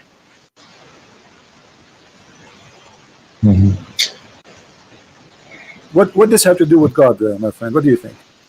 What does have to do with God? Why God he is saying any woman she can give herself to the Prophet? I mean, you told me that it's okay for you to do muta. Okay. Now, what this is about? A woman she is giving herself as a gift to a man to sleep with him, and this is not for everybody. That's just Muhammad. Why Allah is so much concerned about the happiness of the private part of Muhammad? Well, who's the messenger? So if I'm a messenger, that involve my private part?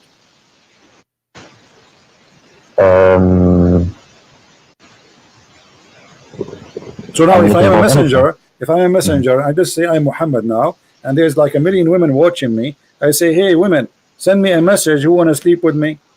Who want to give herself to me? My name is Muhammad. Is that what you're saying? So because I'm a messenger, I can sleep with all those women. What does that mean? What does that have to do with God? Is Muhammad is a servant of God, or is he a servant? He's a private part. Servant of God. Okay, so what does have to do with him? Why Allah? Allah. Do you know what we say when you say Allah is God? What does that mean? Imagine all those galaxies. You know how huge, massive the universe is.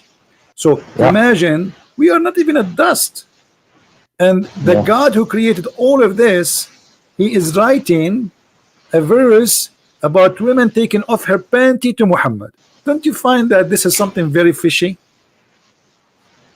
I do, yeah, but in the same way, I find it like if you talk about the Bible and you start talking about how God cares that we, mix fabrics, or we care like these little things. It's the same thing with all any of the books you're talking about. The Bible has some stuff like that. No. The Bible does not have a stuff like that. Let me explain to you what you're talking about. Don't eat whatever. Don't eat. This is the law of surviving. This is not the law which is God gave to Moses.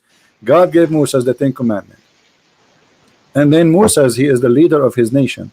So in order to survive, he gave them orders to follow. He's a king and he is a prophet in the same time. So don't get close to the camp if you want to do poo-poo. But this is have nothing to do with God. This is about hygiene and how to preserve yourself.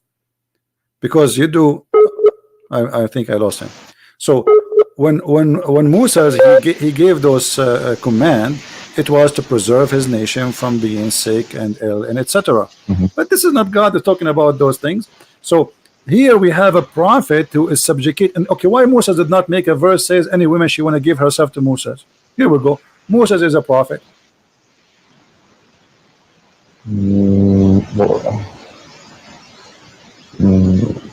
Why Isa did not do the same?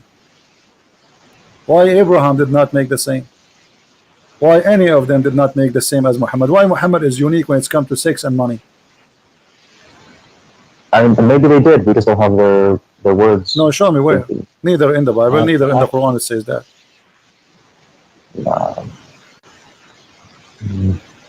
The only story in the Quran showing it's about David, and David in the Bible is condemned by God.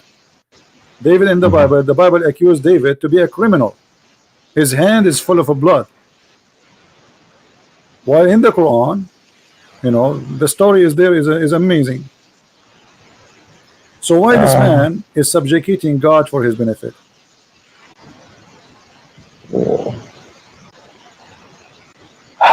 Yeah, see, yeah, I see what you're saying. But there's, you know, it's maybe, I mean, it's in there for a reason. You know, it's, and then obviously a lot of people believe, so that's, All right. I just have to read, I have to read into it more. I gotta wake up and see what I gotta, you know. In chapter 36, verse number 21, it says, obey those who ask no reward for themselves. Do you see it? I follow those who do not ask of you payment and loyal.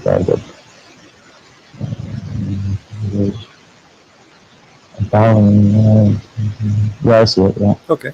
So we should not follow Muhammad then. Tons of verses in the Quran about money. Muhammad, he take the best of the booty. Safiyul Maghnam. Muhammad, he take the fifth of the booty. The best of the women. Muhammad, he made himself above all mankind. Any woman she can offer herself. Muhammad, he can marry a woman without even paying her, which means without even marriage. He just take her to bed. So the Quran itself contradicting the Quran. The Quran says, and by the way, those verses is about the disciple of Jesus. This is a chapter 36, verse number 21. 3 messengers were sent by Isa, supposedly the Messiah, and one of them is Paul, and the second is John, and the third is Peter. So those three, they said to those who they are speaking to them, obey those who ask no reward of you for themselves. So this is the guideline. If somebody is decent, he will not ask for a reward for his own benefit. Do you agree with this logic? This is a good ethic, right? Yeah. Okay, so why Muhammad is not following this ethic? Word. So what you mean? He never. What would he ask for money? My friend, the Quran says that the fifth of the booty is for Muhammad. Al khumsu lillahi wa rasulih. You never heard of that before? Oh no, yeah, I have. Okay, you haven't, or you have? I have. Okay, so the fifth of the booty, and the best of the best of the booty, and verses about any woman she want to give herself to the Prophet. So why Muhammad is not following the guideline? Did you hear me? Hello?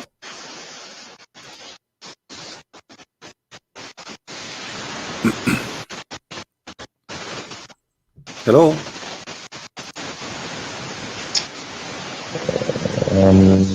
Yeah, you're cutting out a little bit. All right. I hear you. This is chapter 8, verse number 41. It says, that Allah, he says, hello? Allah, he says in chapter 8, verse number 41, and know whatever of your war booty that you may gain, verily 1/5 is assigned to Allah and the Messenger. Right?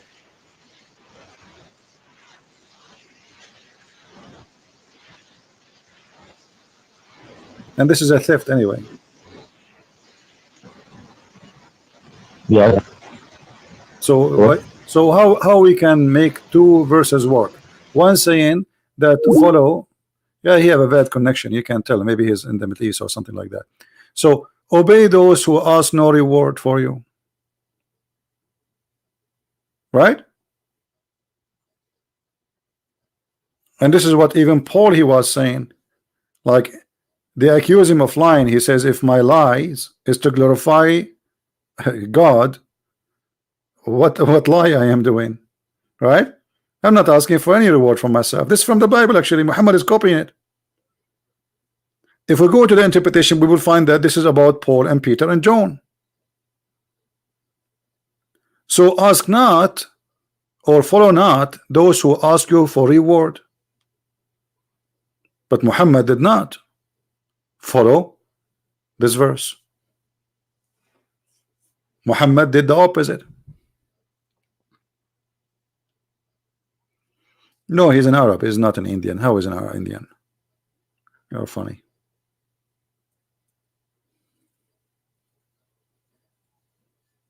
Call me back, my friend. So how this book can be the book of the truth? This is a book of the truth.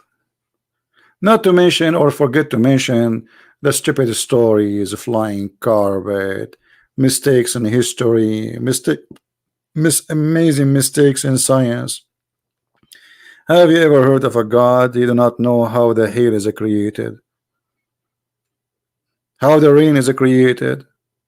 Have you ever heard of a God you don't remember which one he created first? The stars or the trees? One verse says the trees first and the stars next, and the other verse says the stars first and the trees next.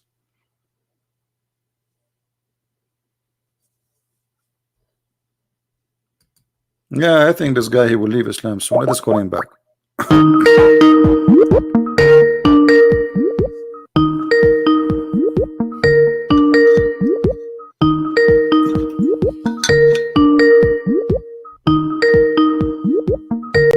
Hello? Yeah, yes, my friend. Go ahead. So what do you think, my friend? Do you think Muhammad is a prophet still? I have a bad phone, bad connection.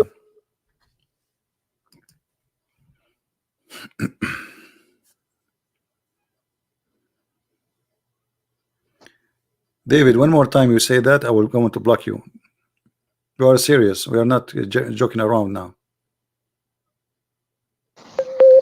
Do you hear me, my friend? Mr. No, Dean?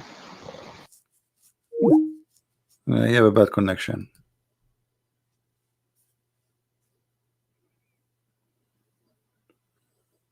It's okay. Obviously, he is listening and he is learning.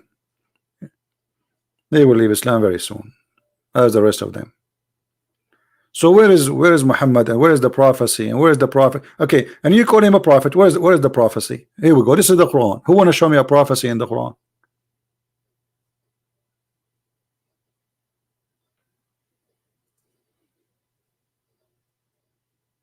Who is a Muslim want to show me a prophecy in this book? Who is a brave Muslim? He is willing to call me and say, hey, I'm going to show you a prophecy.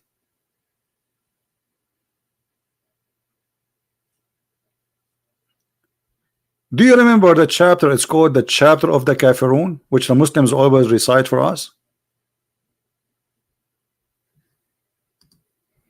In Arabic, the name of Jesus, there's no Arabic name for Jesus. It is Yeshua, which is the same as Yeshua. This is the Hebrew name. There's no name in Arabic. If you go to a chapter of Al-Kafirun, this chapter alone is enough, and the Muslims always they mention to us this chapter, Al-Kafirun. They are so excited to say it to us. Look what is this. Oh, you kuffar, I worship not that you worship, but those people, they worship Allah already. Those pagans, they worship Allah. So what do you mean you don't worship what I worship? Number one, stupid mistake. Nor I worship, you worship what I worship, but they worship Allah and he worship Allah. And I will not worship that which you worship. And look here what he said, nor you will worship that which I worship. And you know, anyone knows why this is a disaster? This verse alone? Who knows why this is a disaster? Who remember why? Let us see how many of you is doing his homework. Why this verse is a disaster? Big disaster.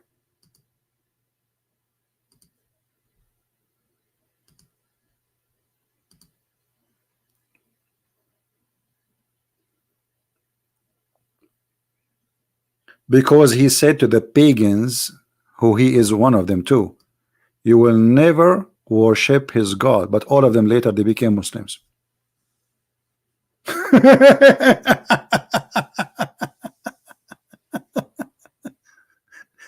You see how you say to them, and you will never worship what I worship. If Muhammad is a prophet, he should say, and you in the future you will see, you will worship what I worship. That will make it a prophecy. But Muhammad, he said, and you will worship ولا أنتم عابدون ما أعبد.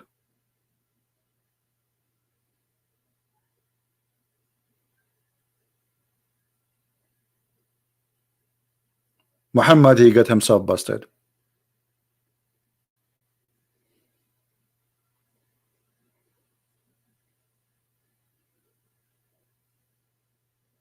What do you mean? Repeat again. Muhammad saying that the Arab who they are not rejecting Islam, they will not worship what he worship. But later those who he said that to them, all of them they became Muslims. So this was a false prophecy from a false prophet. And supposedly the one is talking here is Allah. So there is no way Allah is God, yet he do not know that those people in the future they will become Muslims.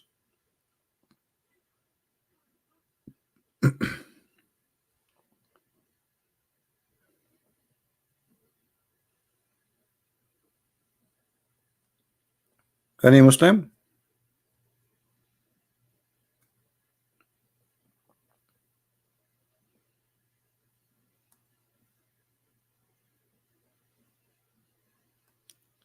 So those Muslims who come to us, let us summarize again what we learned today from the beginning. What we learned today?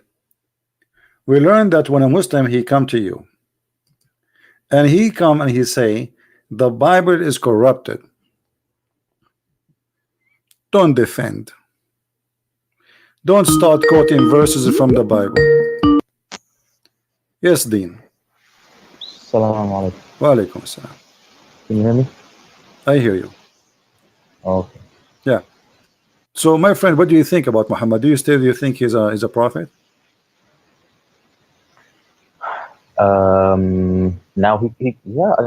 I mean, he could still be a prophet. I mean, what you showed me, you know, it's possible that Allah just gave him special rules, which is not. Okay. What make a prophet a prophet? What makes a prophet a prophet?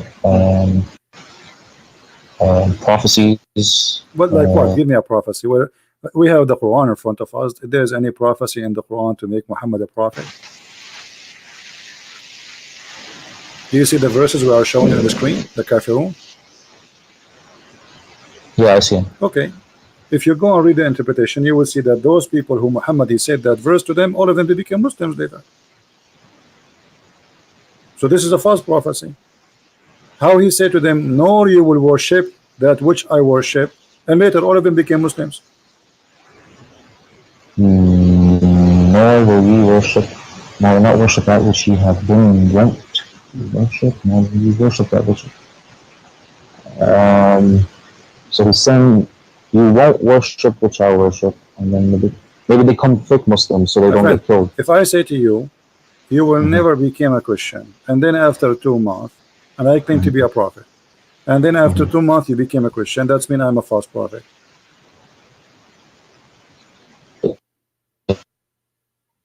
Because a prophecy, if you say something, prophesy something, it have to be true.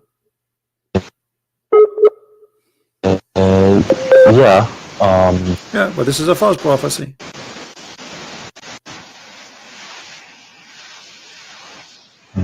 Well, who is he talking to here? No, will you worship that which I worship. People of Quraysh, is it right? The Arab, but all of them they became Muslims in his time, not after. In his time, during his lifetime.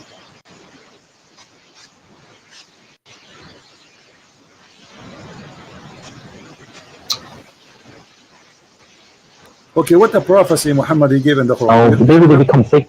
Do you fake remember Muslims because anything? they won't get killed. Forget about this one. Do you remember anything Muhammad he said became a prophecy, come to be true in the Quran? He, I will give you one.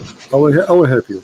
Have okay. you ever heard a Muslim Okay. saying that Muhammad he prophesied that the Roman after they lost they will win? He said, yeah, he said that the Romans were defeated, or the world were defeated. Okay, this is a Or the chapter 30. The Roman have been defeated in the close by land, and after a few years they will defeat. They will be victorious. In Arabic it says بضع سنين. في بضع سنين. The word bada is between 3 to 10. Based on the history, that will be wrong, because it took many years after that, more than 16 to 17 years for the Roman to accomplish. However, the hadith says, and this is what the Muslim they say to us, remember, it's not me. The hadith says that Muhammad he said that verse after the Roman became victorious.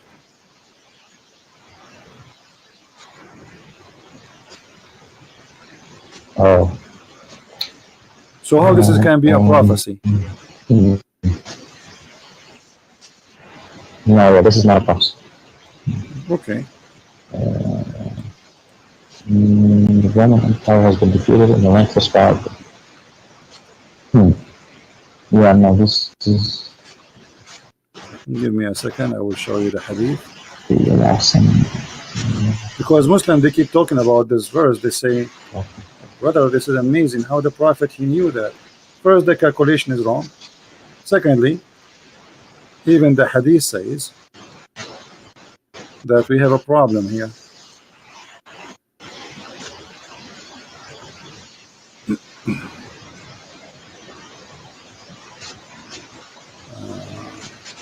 Second.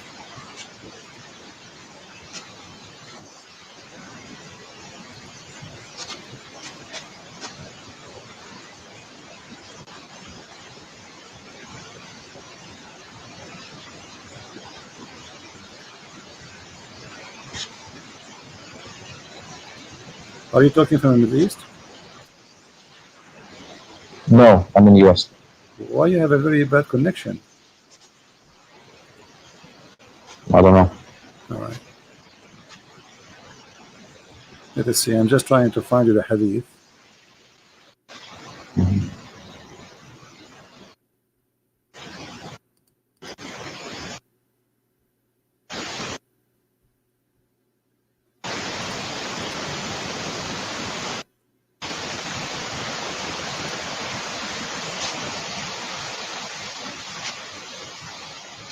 For some reason is not opening with me, but I will get.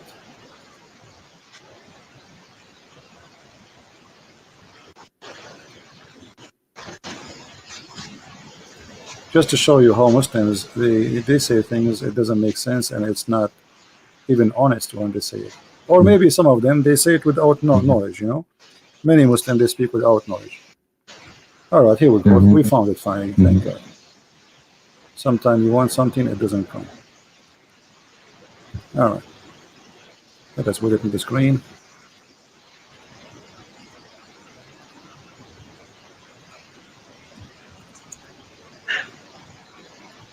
All right. Do you see the screen? I see your books right now. All right. What about now?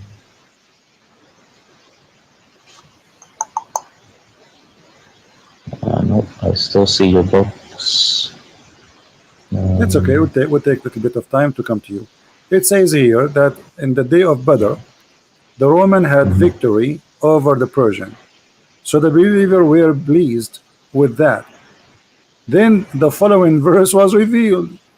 So the claim that this was a prophecy, Muhammad he said that verse before it was a lie. Yeah. Okay, I still, can you give me which hadith it is? I want to read it. This is Jami' al-Tirmidhi and it is Sahih. It's Sahih? Yeah. Oh, here.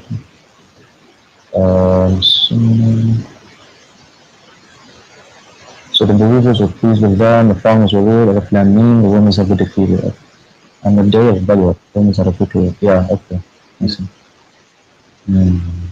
So the verse revealed after the Roman was defeated, not before. So what I will tell you a prophecy. I'm a prophet now. Trump, he will win the election in 2016. Yeah, this is what Muhammad is saying. I mean, what is the prophecy here? The guys already, they are victorious. So where is the prophecy? Then, okay, well, I don't, where did he say that they will, it says the Romans have been defeated. Yeah, and after the defeat, they will be victorious.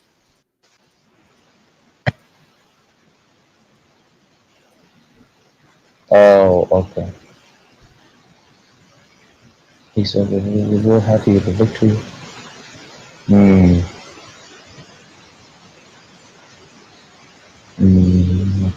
Yeah. But I don't really, this one I don't hear is like the big. Forget about this. Did you hear about the Muslim? They say that there is science in the Quran. Oh yeah. Okay, what can you give me? Do you remember anything? There's the Big Bang and biology. Choose one. Which one? Which one? Give me one, and we will talk about it. The Big Bang. Big Bang. What is the Big Bang? Do you know what the Big Bang is? Yeah, all the matter in the world was in one ball, and then 13 billion years ago it expanded. Okay. There's explosion, correct? It was an explosion, yeah. But you see, the Muslims, they quote for us this verse in the Quran saying this is about the Big Bang. Don't the unbelievers see that the heaven and the earth were joined together? Okay, does it say here, don't they see? You have to give me, what's the verse? What's the verse number? Chapter 21, verse number 30.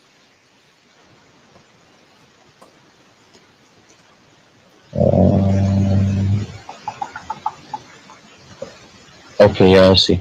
Okay. Don't the unbelievers see? Okay, so he's talking about something they can see, correct?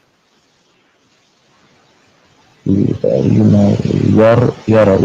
Okay. Did any of us see the Big Bang? No, but okay. Yara. Alam yara. Didn't they see? Didn't they see? Correct? Didn't they see? أولم يرى الذين كفروا أن السماوات والأرض كانتا رتقا ففتقناهما. So didn't you see? So Allah is speaking about something He can see, not something happened in the past. I mean, something we can witness for it now. I mean, at least we can see how it is now. So what the Quran is speaking about, that the earth and the heaven, they used to be together, and Allah, He lift up the sky. I don't think, but I think you're taking it too literally. No, let us show you that this is what it's meant. You see, I don't say things, I don't know, by now you should know that I don't say things unless this is how it is according to Islam. Okay? Allah, He lift up the sky. You know that? I mean, I see it. It says, no, it doesn't say وَجَعَلْنَا. Yeah, this is a different verse. Chapter 13, verse number 2. It says, Allah is He who raised the heaven without pillars that you can see. Do you see it? Yeah. Who erected the heavens without pillars. So connect this verse to this verse, you will find that they are saying the same. Whoa. Should connect it. Yeah. Don't the believers see that the heaven and the earth they used together? Okay, what He did? He lift up the heaven. He separated them. He established Himself above the throne. He erected the heavens, the Sama. He raised But this is different. I don't see the connection. The connection is the earth and the heaven, they used to be connected, correct? In the previous verse. Yeah. This one here is saying Allah he raised it up. This is how he split it. Allah he raised up the heaven. Okay. Okay. So, But let me ask you, is that true that that the heaven is raised above us?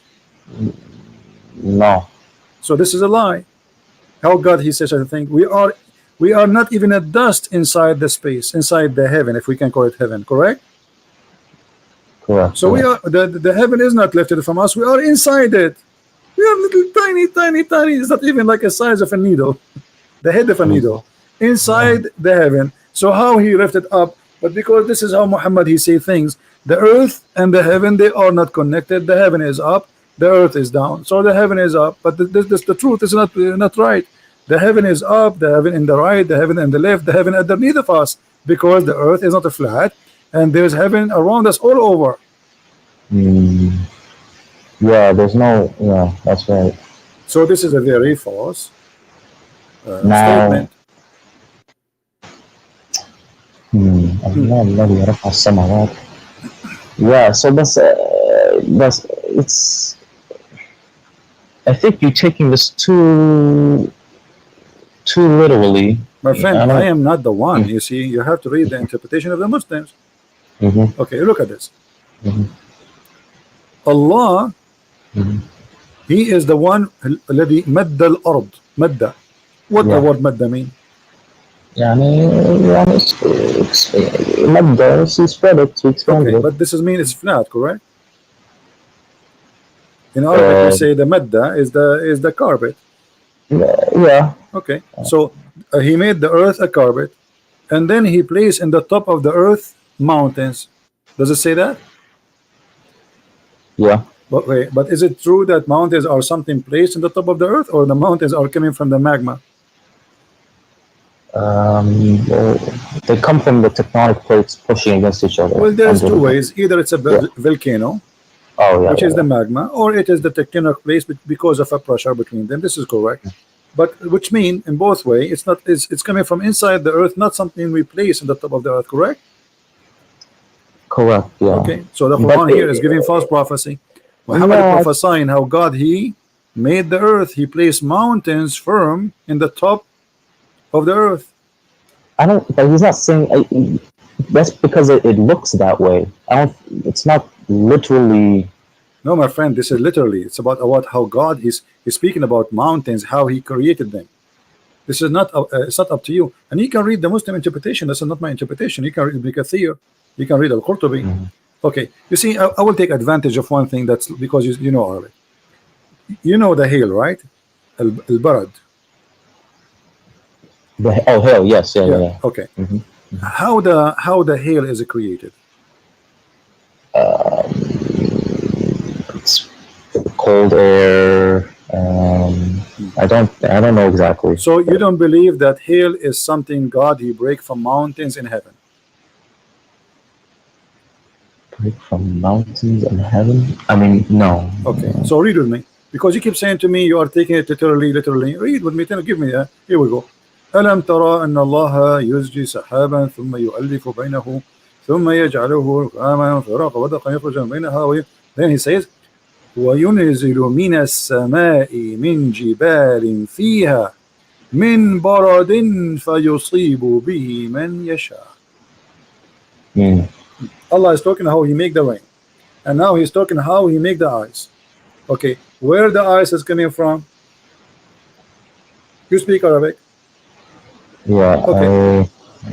He's saying the hail from mountains in it, because he keeps saying to me you are taking it literally. Okay, Yeah. let me show you what the Islamic scholar says.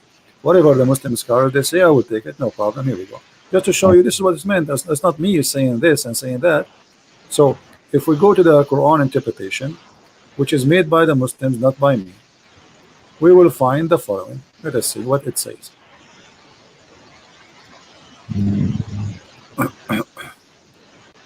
This is a chapter 24, verse number 43.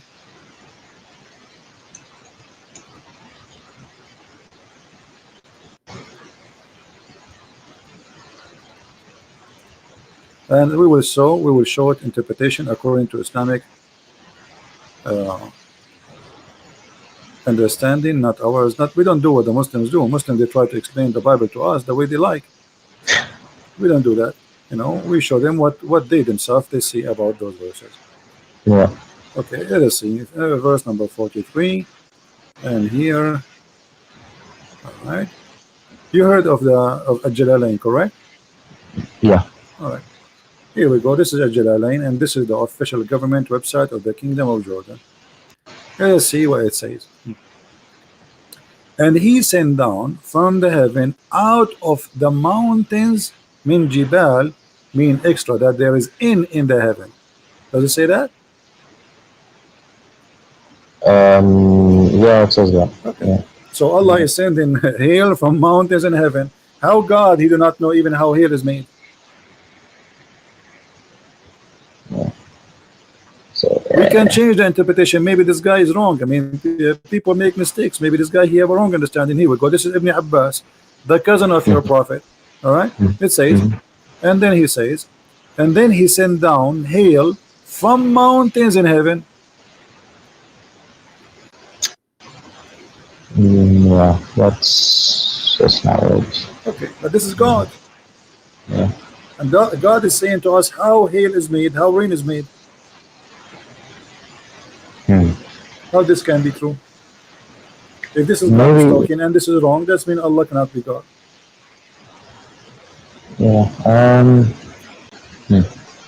Give me another miracle, scientific miracle. Forget about all of this. Until now, we prove nothing to you. No problem. Yeah, it's okay. It's okay. I have patience. Tell me, give me another one. I'm here. Would you enter the mall? Go ahead. I'm here in your service, my friend Dean. Thank you. You're welcome. I mean, I hear there's the unique fingerprints. Fingerprints, no problem. But I want to show you today how, my friend, with my respect to you, you are a Muslim. I'm not trying to insult you. I don't mean you when I say Muslims, they lie. But they lie. Your brothers in real religion, they lie. You speak Arabic, so how this can be, I mean, how they can fool you, my friend. Here we go. This is about the word binan. Okay, let us see what the verse says.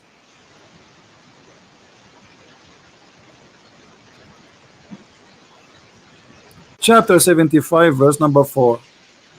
It says, aren't we able to put together his fingertips? But this is about his bones. The fingertips is the bones. This is not about fingerprints. What fingerprint?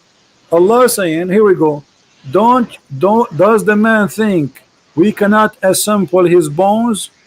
No, we can. Even his fingertips we can. Yeah, that's right. It doesn't say fingerprint. So they lie. You see, it's about bones. They make it about the skin. But they are assuming nobody will go and check, and nobody have a brain to you know, people, they take it like, you know, it's like a fast food, McDonald's, you know, take sandwich, give sandwich, brother. Prophet said, Allahu Akbar, Alhamdulillah, MashaAllah, Alhamdulillah, Takbir, Takbir. Yeah, this is the comedy we see. Nobody want to use his brain for a second. Yeah, I'm looking through these translations. A lot of them, I'm trying to read the Arabic, and yeah, they keep adding stuff. My friend, the Arabic is so clear. أيحسب الإنسان أن لن نجمع عظامه بلى قادرين على أن نسوي بنانه. So he's talking about, do you think the human can, he think we cannot put his bones together? No, we can, even his bones, because the fingers, they are very small. Like, you know, maybe you can put the big bones together, but those are very small, the hands, you know. So this is what it says. And look how they fabricate just to make it look like as a science. So the verse is speaking about, and not only that, we can go to the interpretation. Let us go to the interpretation, because maybe Christian Prince, he get it wrong. Maybe you get it wrong too. You know, let us see if there's a fingerprint here. Chapter 75, verse number 4. I mean, those who make those claims, they are official liars. They are liars with certificate of PhD. They have no shame. Here we go. This is Tafsir Ibn Abbas. Is it about bones? Mm, yeah, it seems like it. So why they lie? I don't know. See, I hear this stuff from just my parents and Okay, my friend Dean, forget about this one, man. Maybe we can find something else. Give me one other one. Give me, hit me. I will how stay do with you? you until the coming year. And I guarantee you, every one you give me is going to be busted, and everybody, and including you will laugh with me at it. I'm laughing at you now. Yeah. Yeah, I don't know. There's so much. The embryology. That's the that's big one. wonderful. Then, what is that? Which verse do you know? There's many verses. Let me help you. Maybe you are talking about this one where it says, Backbone and alaqa, the one about the alaqa. Is that the one? yeah, yeah. Okay, but this is a hilarious verse. Thank you for mentioning. Well, now, me and you now we will have heart attack from laughing. Read with me carefully. Yeah, read with me carefully. This is the Quran, and this is what the Muslim translation is, not my translation. It says, "Then we made the nutfa." What is a nutfa, Dean? Um, the nutfa is the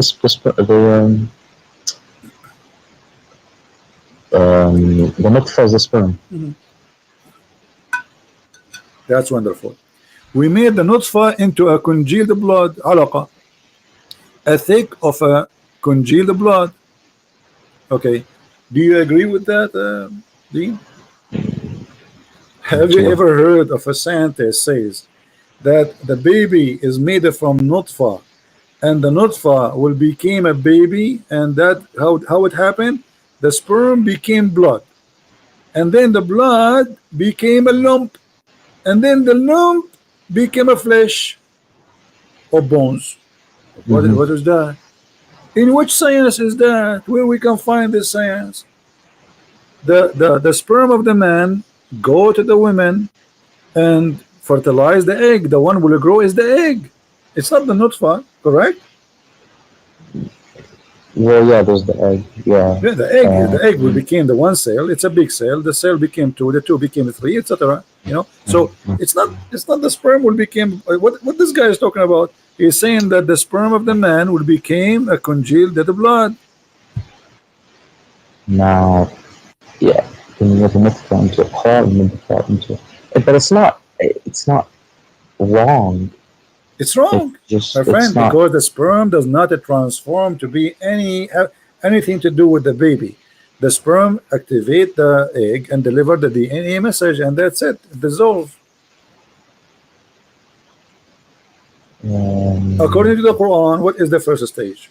At the first stage, you are a sperm, correct? Mhm. Then you Yeah. became a blood.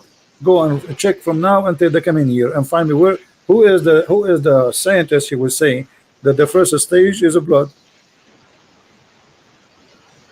Um, I mean, there is blood.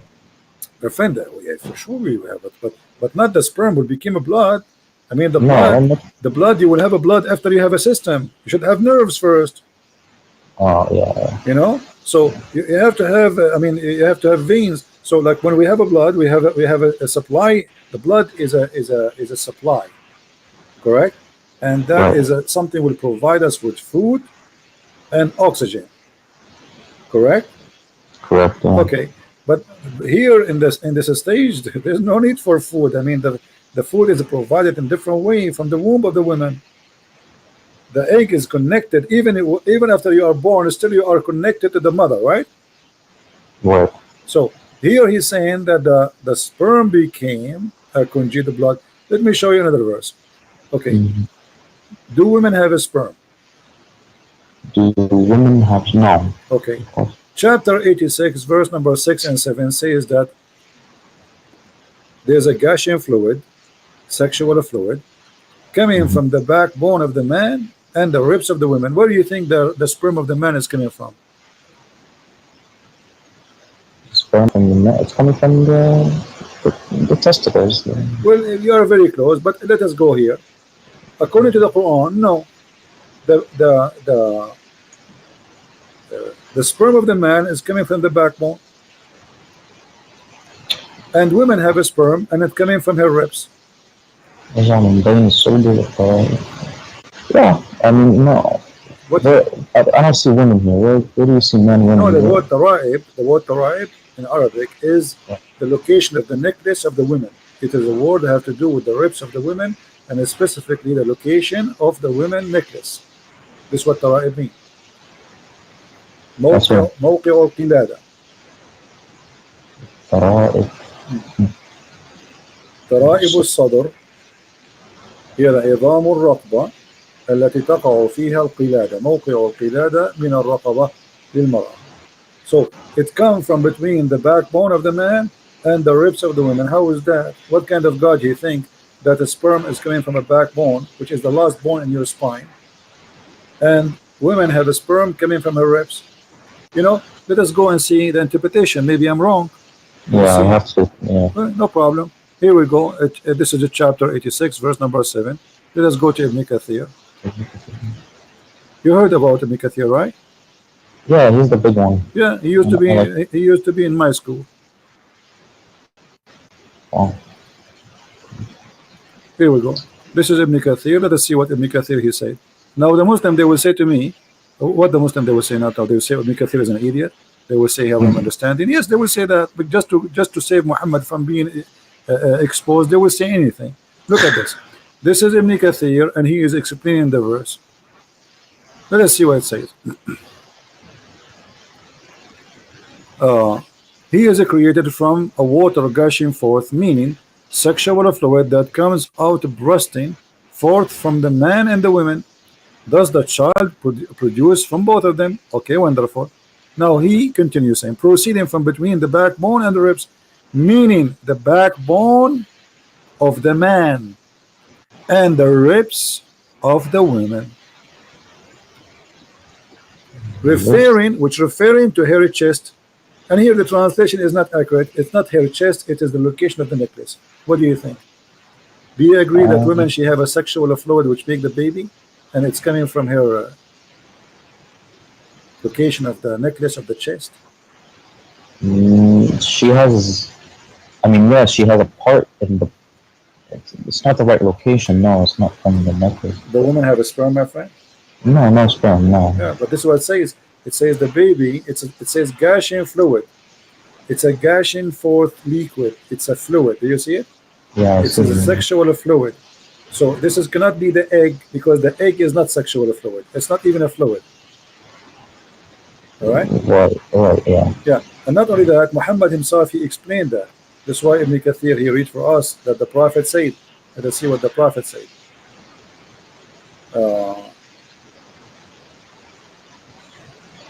There's a hadith where Muhammad said, explain something. Let's see. Where is the hadith? I hope they did not take it off, because they do that. The Muslims, they are trying, yeah, they do that actually. There's a hadith where Muhammad, it's in Arabic, I can show it in Arabic.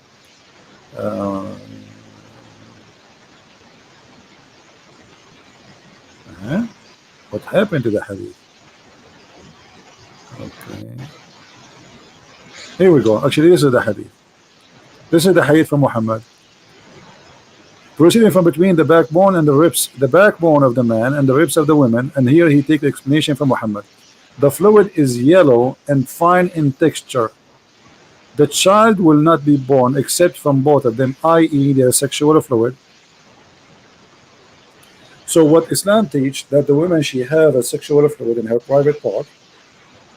That is a sexual fluid, which is the sperm of the woman, which is coming from the location of the necklace in her ribs. Do you agree with that? No. Okay. And do you agree that this sexual fluid, which is yellow and fine in texture, is the one will make the baby? No. Okay. And the man have a sexual fluid which is thick and white. And this is what Muhammad, he said in the hadith. Let me show you the hadith so you don't say I'm making things up. This is the hadith of Muhammad saying the following. Where is the hadith coming from? As usual, from the box of the hadith.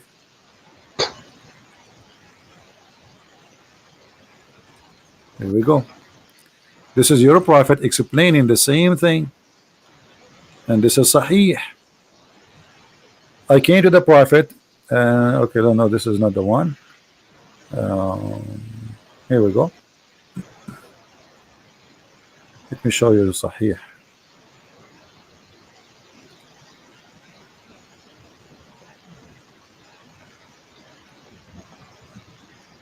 Here, the hadith saying, Anas ibn Malik reported from Salim, narrated, blah, blah, blah, blah, blah, blah, blah, blah, blah. Okay, anyway. Then it says, in case that the woman sees that she must take a bath, she sees what? She sees a dream. She have this charge. When a man sees sexual dream, and the woman sees sexual dream, he says, upon this, she asked him, a woman, she said to him, what I will do if I see, you know, I have orgasm. He said, upon this, he says, the wife of the Prophet, he says, does really this happen? Because the wife of the Prophet, she never had orgasm. So she looked like Muhammad is not doing a good job in the bedroom. Otherwise, Muhammad, he says, yes, it does happen. Otherwise, how can a child resemble her? Man discharge, i.e. sperm, is a thick and white, and the discharge of the women is thin and yellow. Do you see it? So the one resembled comes from the one who you know, his orgasm comes first. In different hadith, the translation is more accurate. It says the one who comes first, he controlled the resemble the look of the baby. Here we go. This is the hadith, and this is Sahih. Read it. Yeah. The Messenger of Allah said, the man water is thick and white, and the women water is thin and yellow. Which of them comes first? The child will resemble the parent. Yeah, that's that. I don't think that's not right. Is the hadith is Sahih? Yeah, Sahih. This is very Sahih. But I mean, yeah, I don't. Well, my friend, right. Dr. Muhammad, he knew best. Come on, we have to admit, me and you. Dr. Muhammad, he now. This is why if I get married, because by the way, I look very ugly. So if I get married now, I know because I don't want my son to look like me, and he will shoot me. Actually, he will shoot me immediately after the second he is born.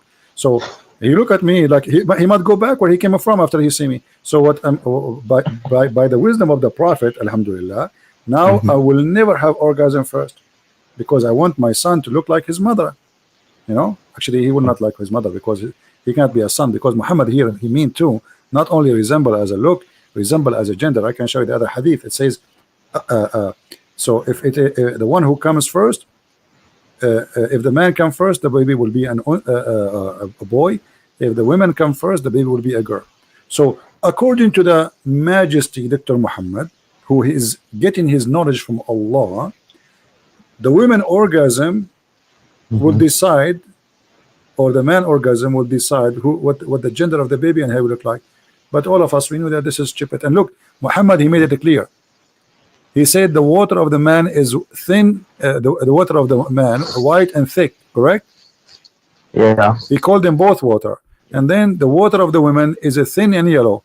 And which one of them come first, that water will decide how the baby look like and his gender. But all of us, we knew that the sexual fluid the woman she have in her private part, if she's having sex, this has nothing to do with the baby. Yeah, nothing. And I remember another hadith that says Allah actually chooses the gender and then whether they're disbeliever or believer in the womb. Exactly. So I have to look. Here Muhammad, he is getting himself busted. So you are helping me. I'm going to hire you as an assistant now. So because in that hadith it says that Allah, he sent an angel, right? And then he write the destiny. But look, Muhammad in that hadith, you see, there's something I like about your prophet. He cannot keep his mouth shut. So look what he said.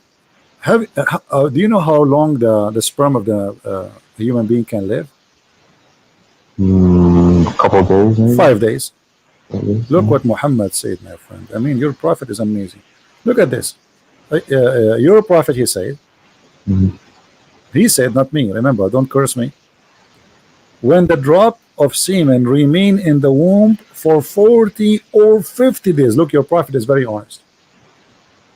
Like he is not sure, like 40, 50. I don't remember what Allah told me, 50 or 40, 40 or 50.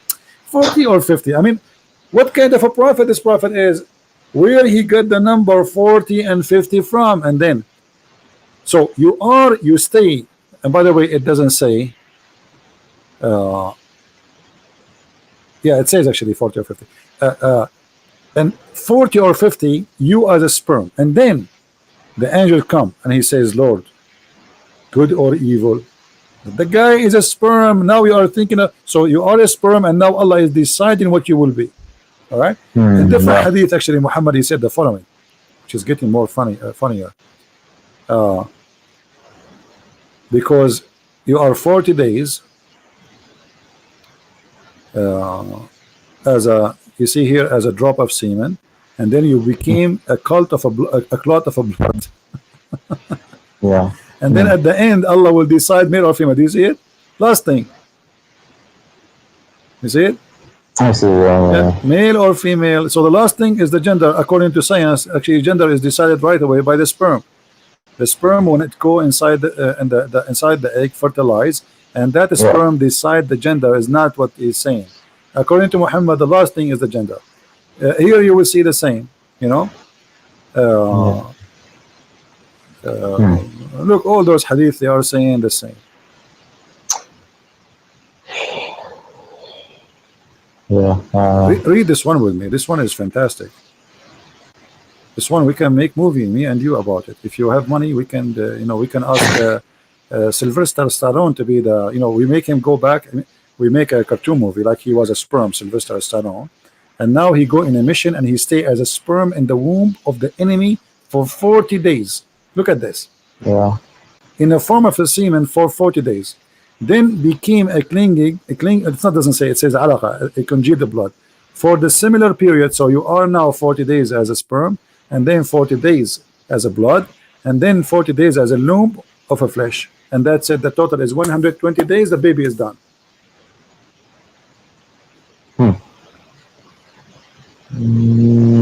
Yeah, that's 100. Yeah, no, that's not right.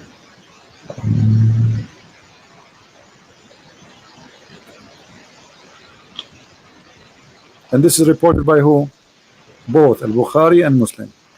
Yeah. Now the hadith, the hadith is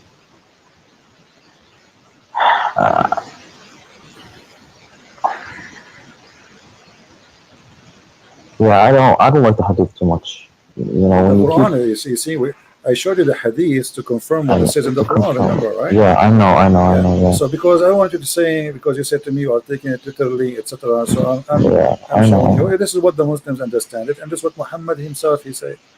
Forget about this. Give me another miracle. Forget about this. For that, nothing is working. Nothing is working. What I can do. Maybe you never know. Maybe this one coming one is going to work. Give me another one. Just last one.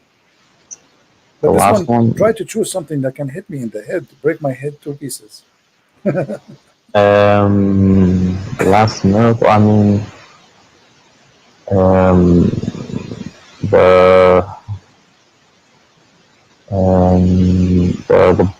the sky being, the atmosphere protecting us. That's wonderful, my friend. The Quran says the atmosphere protecting us. From what I remember my parents telling me this. Yeah. My friend, you speak Arabic there. You should do better. The Quran says the opposite. The Quran says that Allah وَجَعَلْنَا السَّمَاءَ سَقْفًا مَحْفُوظًا. So what is protected is the sky, not the earth. From who? Let us see. And now you will die laughing with me. Don't die on me. Chapter 67, verse number 5.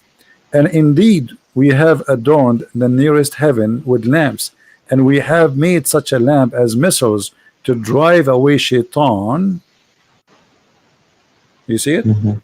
So we guarded the sky. He guarded from what? From shaitan. So it's the opposite. It's not, because the atmosphere is something in the space trying to get in the earth, correct? Yeah. Okay, here's the opposite. Shaitan, he will try to go out of the heaven. Allah, he will shoot him. Now you might say to me, this is not clear for me. Can you confirm it? Let us confirm it in different verse. This is all his fairy tales. where Muhammad, he claimed that Shaitan, he tried to steal information from Allah. I don't know if you know, you know about WikiLeaks? Wiki, yeah. Yeah, this is Allah. Shaitan, here we go. Look. So, وَجَعَلْنَا وَحَفَظْنَاهَا, and we have said, we made the sky zodiacal signs in heaven, and we made them fair, seeming all beholder, and then and we have guarded those in the sky from every cursed devil. Do you see it? We have guarded them for every cursed devil. Yeah. Okay. But so if any try to gain hearing by stealth from Allah, like he wanna spy, is pursued by a flaming fire. This is the atmosphere they are talking about. You see how they lie to you? That any that gains a hearing by stealth is pursued by a flame. Yeah. This translation is really weird. Let us change the translating. Maybe you can get something more simple, because this guy, I don't know, sounds like he's taking too much beer. So look, we changed the translation here, it became different. And verily in the heaven we have set mention of his stars, and we have beautified it for beholder, and we have guarded it from every outcast devil. We have guarded what? The sky, save him who steals the hearing. And then the other verse, you know, that the one connected with this one, if he try to steal, Allah will shoot him with the star. Do you see it? Yeah. Okay, so what is the atmosphere?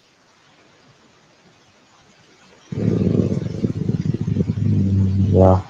And here there's a mistake. You see, the same verse here, they say that this is about the atmosphere, but the verse saying that the stars is located in the nearest heaven.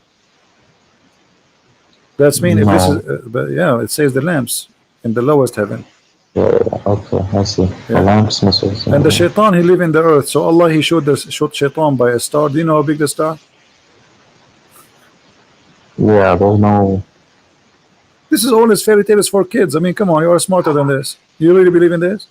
Shaitan, he will steal information from Allah. He want to spy. Allah showed him by. So Muhammad trying to explain what was those things we see in the sky, especially he live in the desert, so he can see a lot of it every night. You know, they are living in the dark. There's no electricity. So anytime go outside, you will see the sky dark, black. You see nothing. So you look at the sky, he see those stars coming. He think those are shooting stars. He think those are really stars. And Allah shooting this the shaitan trying to spy at Allah, brother. Boing, boing, like Star Wars. Yeah. Yeah, I see. Yeah. So where is the? Yeah, I don't see anything. See, see, the thing is, I don't look in. You know, I just kind of hear what people tell me. I don't really look into actually reading the verse, but I'll have to go back and do some more reading, really try to understand. Yeah, you know your stuff, well, let me see. The sky سقفا محفوظا. Allah, he made the sky like a canopy in the top of a mountain called Qaf. You know do you know Qaf? You heard of Qaf? No. Okay, did you hear about the chapter? It's called Qaf in the Quran. Oh, chapter, yeah. Qaf. Okay. Oh. Qaf, if you ask a scholar, okay, what does Qaf mean? He says this is an azure mountain which is surrounding the earth from all direction. All right. Okay. So this is, let us go and see the interpretation. Here we go. From the narration of his authority Ibn Abbas, this is Tafsir Ibn Abbas, chapter 50, verse number 1. It says the following: that he said the interpretation of Allah saying Qaf. He said Qaf is an azure mountain overlooking this world, and the color of the sky takes from it. Allah swear by it. Do you see it? So what happened is that this is a mountain.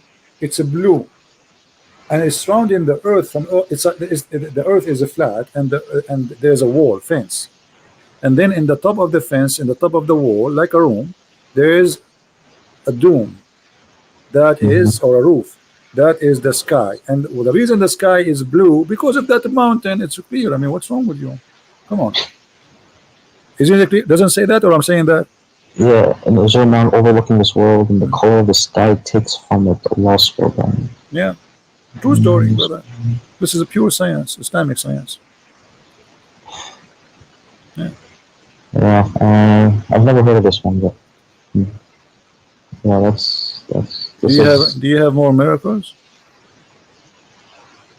Well, Come on, Dean, leave Islam, my friend. You are smarter than this. You are trying to, okay, well, obviously, I can tell you, you yourself, you are not convinced for a second with this madness. I've questioned it before, but I've never, I've never really actually looked into the miracles. Yes. My friend, anything, you see, bring me anything about this cult. This is the most silly, stupid cult ever you can imagine. You speak Arabic, so you have an advantage. You see, they can fool someone. He don't speak Arabic. He know nothing about Arabic. They can say things that not exist there or fabricate. But you speak Arabic. I mean, how is it? Yeah, that's the biggest thing. I'm looking at the translation, and they're not. They keep adding stuff that's not in the Arabic. So No. It is in the translation, correct? Yeah, but actually, but do you know that Ibn Kathir in Arabic is like disappeared totally in English?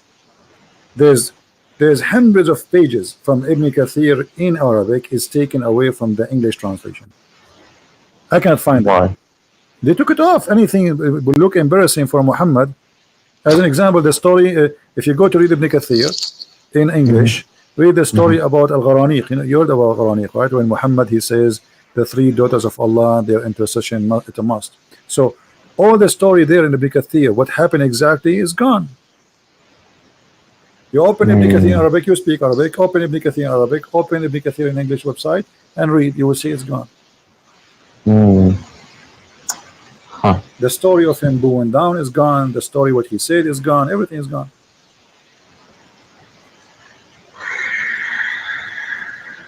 Yeah. What else? What else they told you? Well, I'm out of miracles. I don't. I mean, even guys, they say even the Quran. Our friend Dean, by the way, I welcome you to call me anytime. You are a nice person. But our friend Dean is out of animation. Okay. So when I originally called, so I see, you're doing a good job of proving that the Quran the truth is not in the Quran. I see that, but now a lot of this stuff you can also, turn on to the Bible, and I don't know where the truth is in the Bible either. So that's where I'm. My friend, let us take it step by step. Okay. So, did you decide to leave Islam? No, I haven't. But you just said the truth is not in the Quran. You just said that. Well, and that's what you're. Okay, but do you agree? I mean, come on, be honest, Dean. After all what I showed you, is that the truth in your eyes? Be honest. Is what is written in the Quran, is that the truth? The sperm became congealed the blood. No, from what I've seen, it's what you showed me and what I've looked up, it's wrong. Yeah. Okay, so let us first come to a decision. Islam is yes or no, and then we can go to the Bible. But but the Bible, even it seems like it's going from one cult to another cult. So I don't know. You see, you can say whatever you want. You can say the Bible is wrong, no problem. And first we finish from Islam, and then if you want, you can go and see in the Bible, and we will see together if this is a cult or not. You see, the problem is when somebody try to speak about the Bible, you know what the Bible is first? It's a collection of 66 books. Yeah, but what it is? It's people. I say it's a bunch of legends. Okay, let me tell you. The Bible is history, history of a man, stories of the man, stories, and the words of God, which mean there's parts where God is talking, and there's big part where he said, she said, this king he said, this prophet he told this person. So stories, all right. So Okay. if you want to judge God, you judge God by his teaching.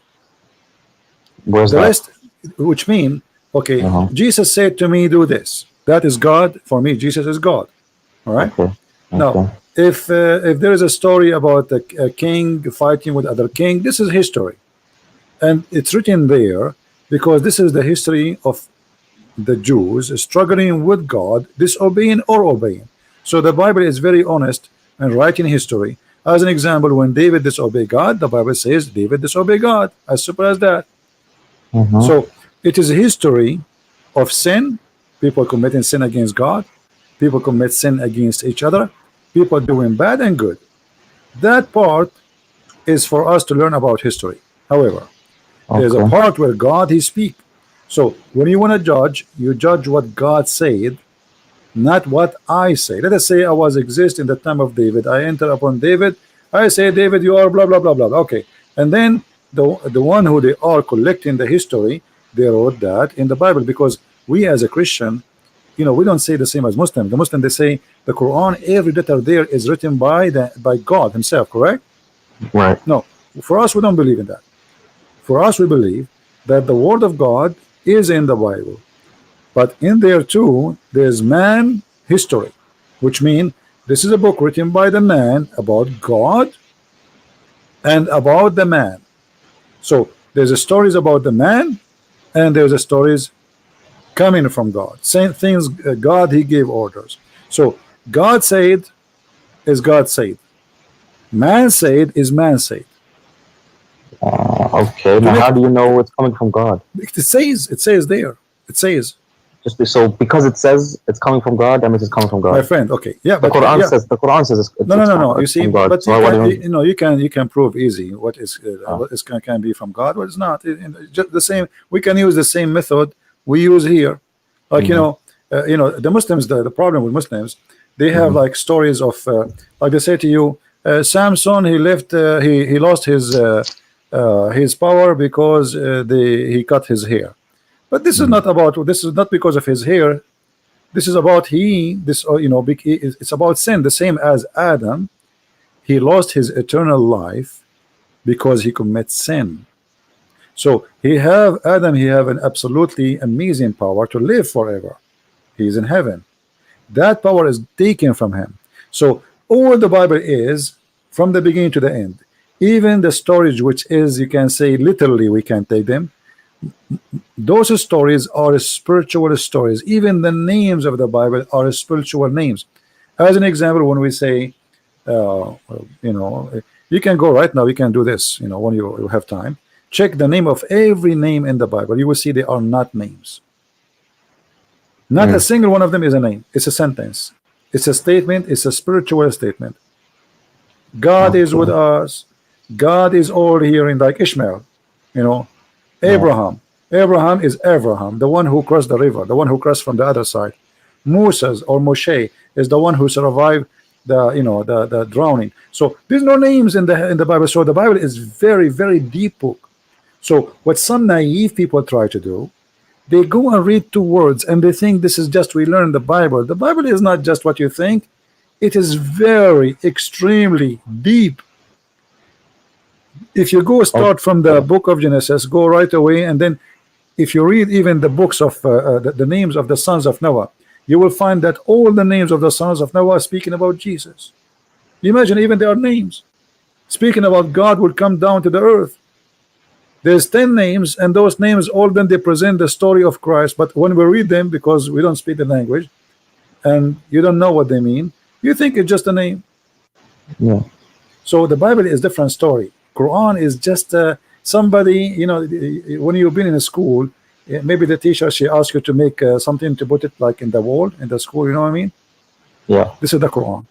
It's a bunch of kids putting papers in the wall, and none of the papers connected to like it's suffering from flight of thoughts, while the Bible is extremely deep and amazing book. You can go right now and read. You see, because like when you read the let's say the Old Testament. The Old Testament is very interesting book if you like to learn about the background of man and God. But for me, I find it more interesting for me to focus in the New Testament. Why? Because that one is just to teach me things about man was, and then the Bible in the New Testament tell me about I am, me. So because I care for me, and the rest is just to give me a background, then I focus on what Jesus says to me. How we arrive, the Old Testament, all of it is about how we arrive to the stage where the Messiah, he come to us. This is the important for us as Christians. The rest is history. I don't really care if David, he have war. I don't care if I don't care. This is history. It's gone. Those people are they are dead, and God will judge them for what they did. So what I care for is Christ. He came to save me, and the rest is history. Christ came. So why do you think? I mean, like you said, we're just a little tiny dust in a there's millions of planets and galaxies. Why do you think Christ came to this planet specifically? There's so much more to the galaxy. It doesn't matter. Let us for the sake of argument say that God, he created a human being in many galaxies. God, we believe God is love. Our God have different character from all other religions. So we believe God is love. This is what the Bible says. God is love, literally. So because God is love, that means he created us because he loves us, not because he want to abuse us. And if you love somebody, aren't you willing to go and save that body? You do. Yeah. So it doesn't matter how small we are, and we are nothing for him, but he is an absolute loving. His love, his nature. This is his nature. You know, it's like saying, why love? You say to somebody, why love is why somebody he go and he like his family is in the house, he jump inside the house, there's a fire, and just to save his child, he would die there because this is love, my friend. Yeah. It's something you cannot explain because it is more than we can explain. God, he created such a thing, for this is coming from him. He is the source of all love. So when a woman, and the other day I saw a video, I don't know if you saw it in the internet, where there is a dog, a female dog. She put her babies in like a hole in the ground, and then the ground collapsed. And if you see this dog, they are trying to dig the ground to save the puppies, but the dog, she keep jumping in and she wanna push the she is so crazy she's a dog, but yet she knew she's a mother. You see how amazing it is. So you ask yourself, okay, well, she is doing that, she might die too, but she don't care. She is not thinking. She wanna go and save them. And even the rescue, they are trying to take the puppies from the ground. She is bothering them because she keep jumping. They push her away and she keep jumping. They cannot use tools to take the rocks.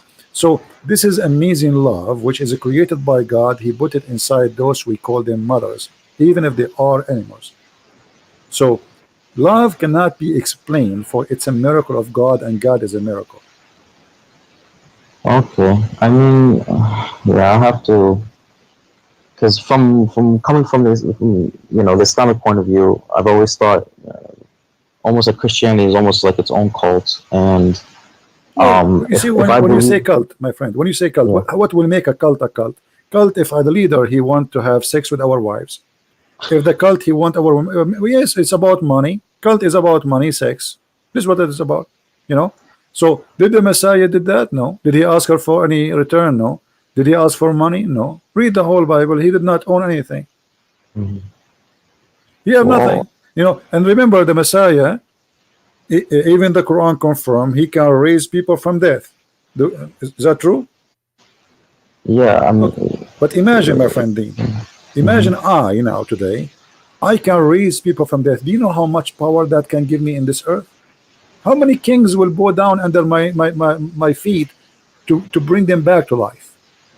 A lot. They will give me all their kingdoms. This is amazing power. So, but yet the Messiah, he have nothing. He never asked for anything. He never asked for money. He never asked for Muhammad. He gave himself a privilege. So this is how you know the cult. The Messiah, he gave himself. He did not ask us. It's the opposite. So how do you know he raised people from the dead? or how do you know? Well, you Or, know, you see, yeah. we as a Christian, we witness miracles in our life every day. I know a Which lot of. ones? Give me one example. You can go search right now and see Yeah. life stories. You can ask people. You know, you wouldn't believe it. Don't believe, it's up to you. But God always, He don't leave Himself without witnesses. There's tons of miracles. However, the Okay. Bible confirmed that Jesus did tons of miracles. Even Muhammad, who is a liar for me, as I believe, he confirmed that Jesus did miracles nobody can do, including even creating from the mud a bird. Which means even the enemies of Jesus, they could not deny who is Jesus. Even Satan, he could not deny who is Jesus. So the second you believe in Christ, you are a different person, and this is the biggest miracle. I know I met people who used to be terrorists and they became amazing people, peaceful, beautiful people. I know people who they used to be criminals, just because they became a Christian, they became so peaceful, so amazing. So this is a living miracle of a human being, how God, He can change you. But in Islam, the opposite. You convert to Islam, second day you want to join Mujahideen and you want to kill people. Yeah, like a police officer just 2 weeks ago. He converted to Islam a year ago. A year after, he take a knife, he attacked the police station. Allahu Akbar. I mean, you just convert to Islam. What happened? All his life was a policeman protecting the people. He converted to Islam. He want to do the opposite. So, you know, the Bible says, from their fruits you shall know them. So in order to know which one is cult, don't judge Christianity by me. I am no one. Who I am? I'm not Jesus. I'm no one. So if you want to judge Christianity to be cult or not, go and see the fruits of Jesus. Which are in the Bible. Which is in the Bible, no, which is in us. Because you see, if I am a person who follows Jesus, look what Jesus says to me. If I practice what Jesus said, never lie. Either you say yay, yay, or nay, nay, which means you don't even take an oath. So lies is gone. Jesus says, love your enemy, bless those who curse you. Huh? Okay. Imagine, Dean, if all the world practiced just one sentence of Jesus. Just this one sentence. Forget about the whole book. Love your enemy. What do you think will happen in this earth?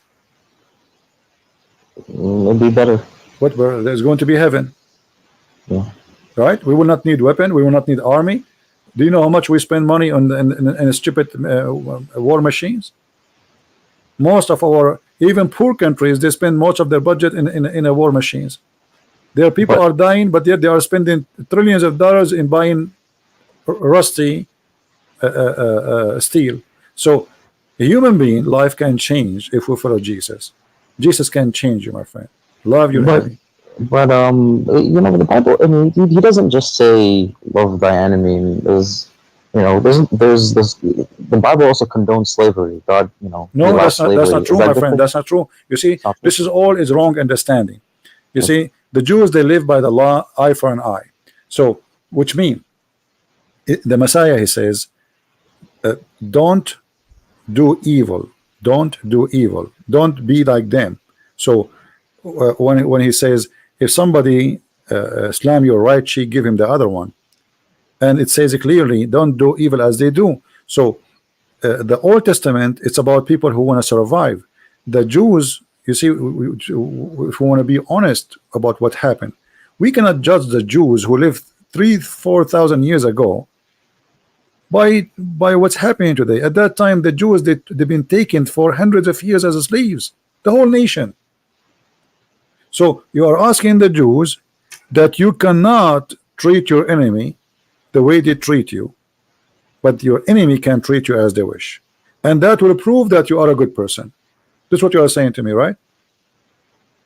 So I can come to Dean, I can take his wife, I can take him as a slave, and this Dean, he's a good guy. So what he will do, his job is to let me do it. This is what you are saying, right? Yeah, but this is not real. This is not, you know, this is like just a fantasy of philosophy.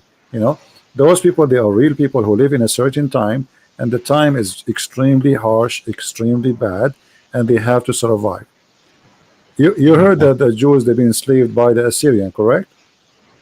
Yeah. Okay. The whole nation been taken. I mean, imagine the whole nation, not like a 2 or 3. They took them, all of them. the women, the children, the goats, the cows, everything. And the same happened to them by the Egyptian, correct? Yeah. So in order to judge somebody, we judge him by the time he lived. Muhammad, he came 600 years after Jesus. So after Jesus said, love your enemy, making a human being live forward, higher standard from before. Things is changing forward. Muhammad, he took us back to the cave time. Well, I don't agree with judge someone by the time they lived. I don't know about that. No, we have to agree. Like imagine you say to me, we have a law for cyber crimes, right? Okay, but at that time, what if imagine you make a cyber crime law at that time, people will laugh at you, right? Right. Okay. Right. So everything have a timing and have a reason. So when like you said to me about the law, like Musa says to his people, do this and do that. But most of those things, if Musa says those things today, people will laugh at him. Right. Yeah. Because what like imagine make a law, you have to go away from the camp when you do your like the call of nature. I mean, we have the bathroom just a few steps away from our house. So every in order to judge an order, you have to judge it by the time it happened. First, we have to see if it's justice. We have to see if it's evil. We have to see how those people are treated.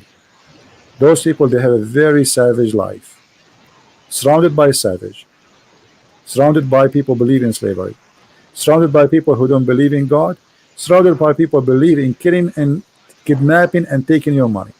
This is what they have around them.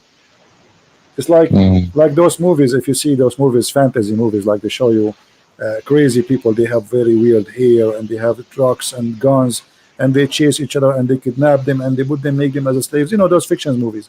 This is exactly what was happening at that time. Ugly, very ugly life.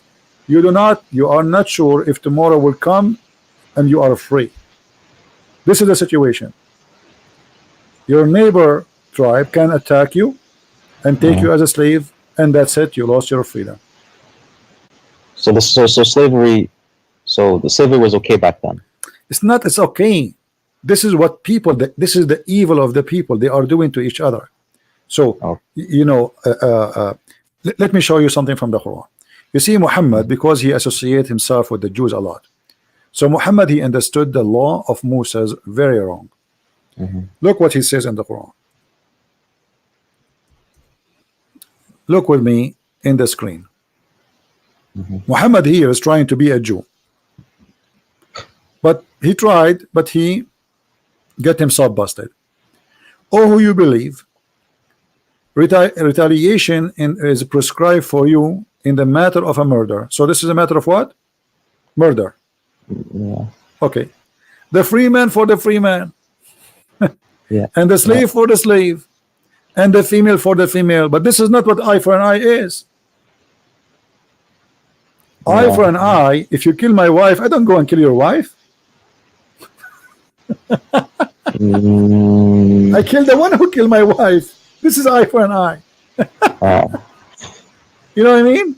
If you kill my slave, I don't go and kill your slave. Because the slave did not do anything. Why I want to kill him? The free man for the free man, and the slave for the slave, and the female for the female. Yeah, that doesn't. Okay, so eye for an eye is about, let us say, public justice. You attack me, you take us, you enslave us. I'm going to attack you, and I will do to you what you did to me. All right.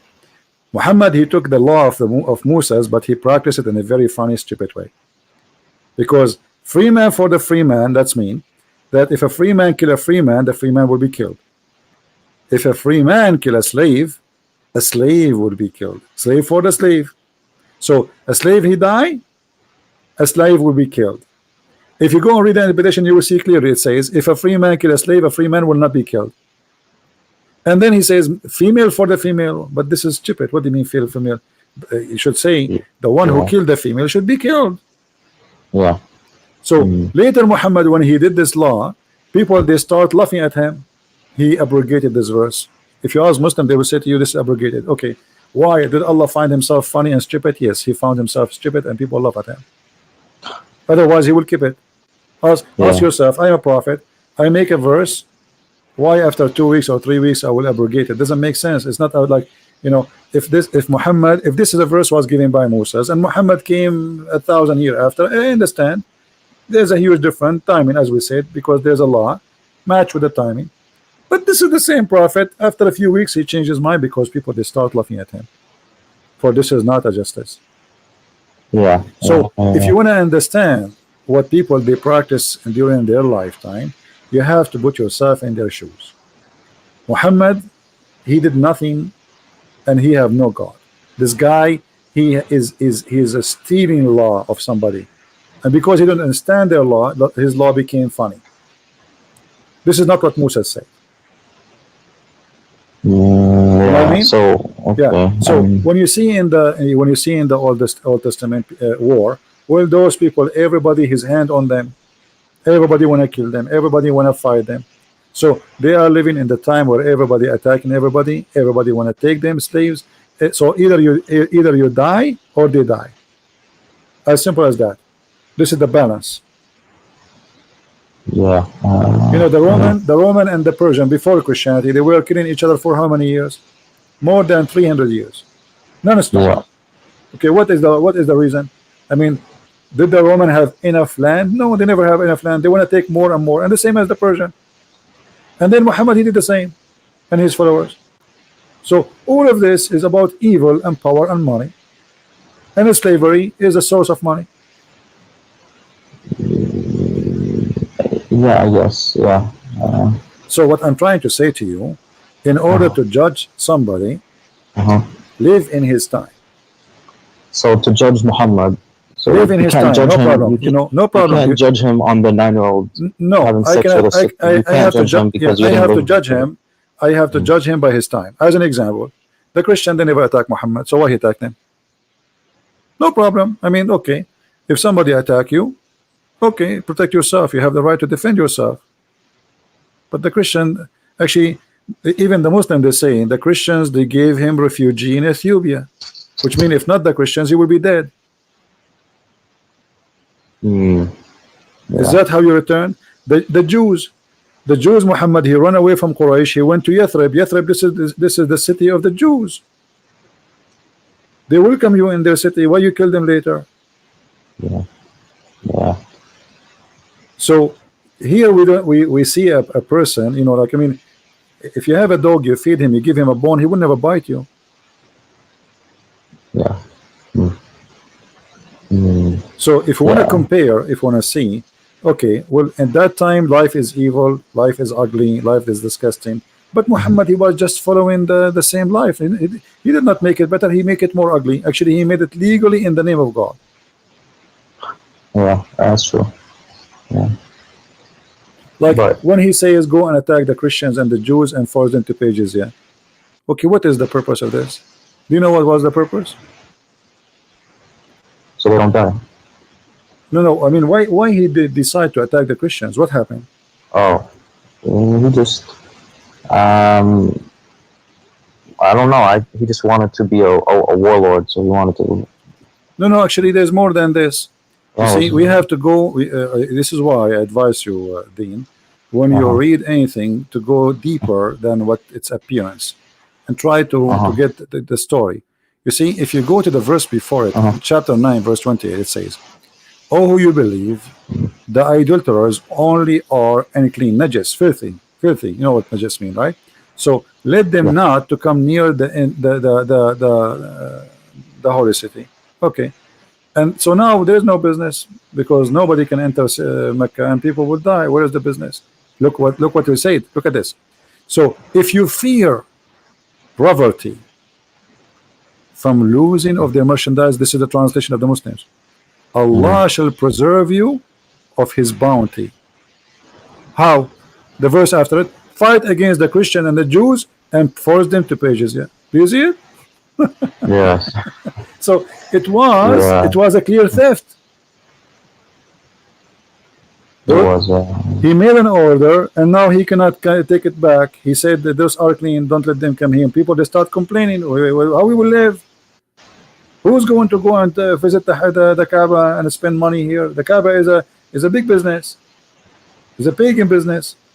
So Yeah, Muhammad, you have to come with a solution. Attack the Christians, force them to pay jizya.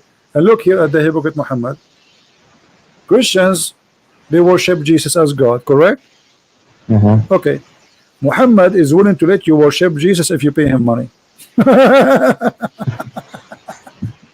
I mean, isn't it obvious? You see, the Jews, they fought people who don't believe. Right? They fought with people who don't believe. So they did not say to them, if you pay us, it's okay for us. This guy, you can bribe his God. Just give him money. Okay, worship whatever you want. You want to worship Jesus? Worship Jesus. You want to worship Obama? Worship Obama. You want to make a Trump as God? No problem. Give us money.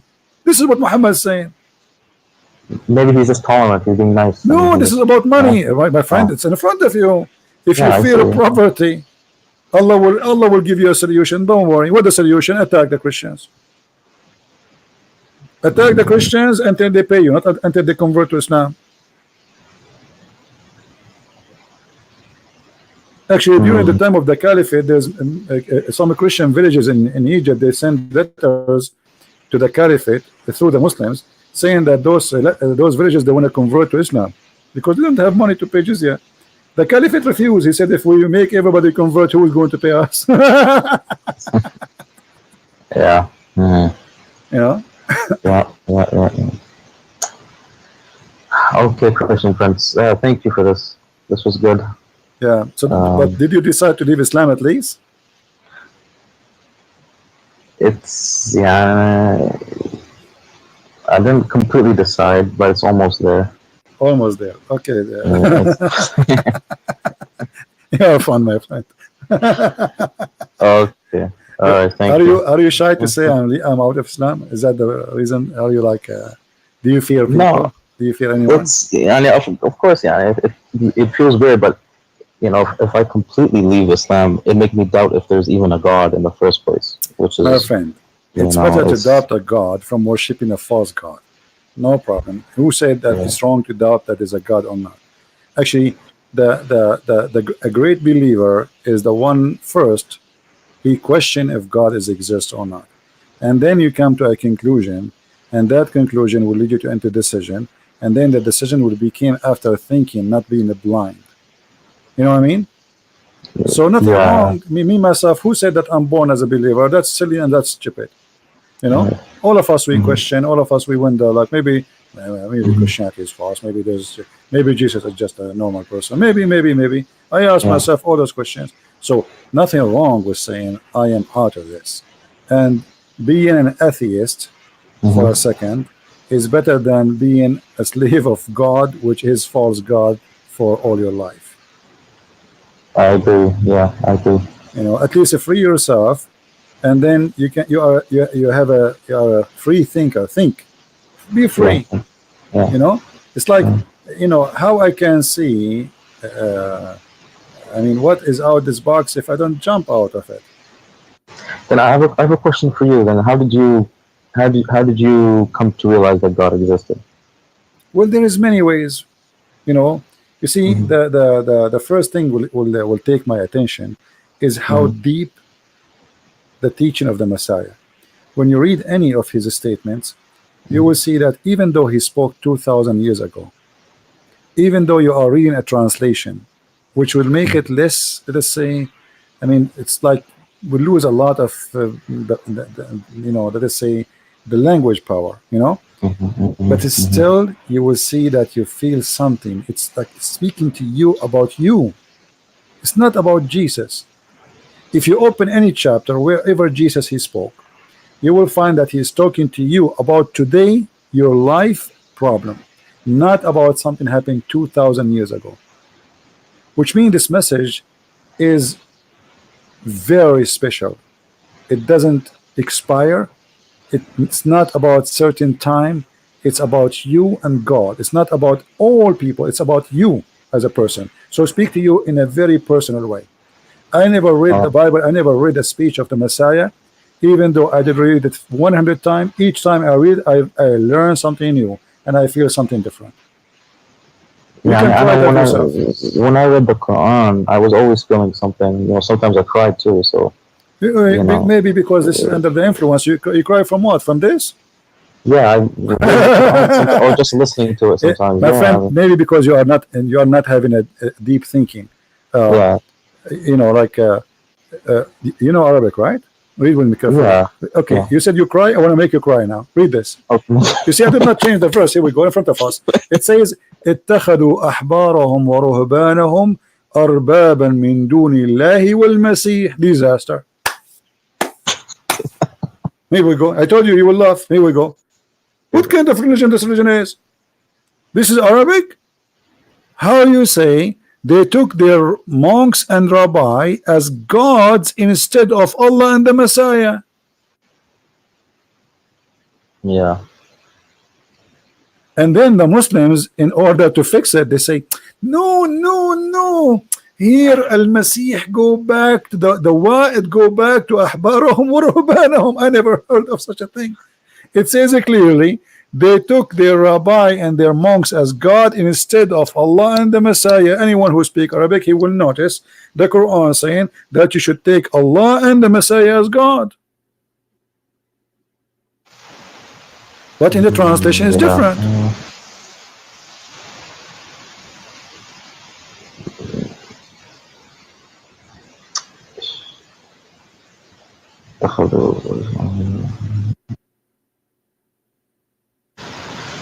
Yeah, I don't know. I have to look into that. But this is what it says in Arabic, correct? I'm not making things up. Yeah, no, yeah. Okay, yeah, so I in see the that. translation, they fabricated, they change everything, and they try to say, oh no, here Al-Masih, he's saying they took their rabbi and their monks and the Masih instead of Allah, but it doesn't say that. Arabic is so clear, Yeah, yeah. you know. And what the verse is saying that the Masih and Allah is one God. Okay. All right. So when you say to me you used to read the Quran and cry, I think you were maybe cutting some onion, my friend. Not even me reading it, just listening to it. You know, they say the poetry. And Let me tell it's you, like you see, singing. this You is the know. influence of a nice voice, singing something. If you bring the same guy, he sing. Do you know the story of this guy? What his name? The Sheikh who made the chapter. It's called the chapter of At-Tufaha. Something. No. Yeah, there's a very famous scholar, Muslim Sheikh, Saudi. So they have a conference. Let me see. Maybe I can find it for you on YouTube. Hold on. So you know, they want to show them how powerful the Quran is. So he said, who is here volunteer to come to the stage? And you know, a French guy, he came, he don't speak Arabic. So they said to him, the Sheikh now is going to recite to you two things, and he will sing them in the same way. You tell us which one touch your heart, you know. And the Sheikh, I will find you that. The Sheikh, he recite two chapter. One of them he fabricated. It's about the apple. All right, and the other one is the Quran. And then he asked him, which one touched your heart more? The French guy, he said the chapter of the apple. Here we go. Do you see it in the screen? Search for it. الشيخ العريفي يقرأ سورة التفاح. And this is the guy. Here we go. This is the French guy in the stage. It was a horrible. The guy, he said, okay, listen again. I will repeat it for you again. I don't see. Well, I don't. No, I don't see it yet on your screen. Hopefully, someone can put it in the chat so I can. Oh, okay. Yeah, Sheikh Al-Arifi. Yeah, and this is the French guy. Al-Arifi is very famous person, you know. So, and this is the French guy, and the guy here is the translator, and this is Al-Arifi. So he was saying to him, okay, I will recite for you a chapter, two chapters. One is a true Quran and one is a fake Quran. You tell me which one touched your heart. Al-Arifi, he really did a good job. He sang a chapter which is fabricated. It's called At-Tufah. Hasn't singing about At-Tufah, whatever, made it exactly look like Quran, sound like the Quran. How So the does he? guy, That's haram. That's you can't. You well, can't he want to show them, pretend. my friend. He want to show them how he will make him cry. Even the guy, he do not know which one is Quran. The Quran will touch your heart right away. The guy, he chose the apple chapter, Oh, and I this never is heard of it. very embarrassing and very stupid of them.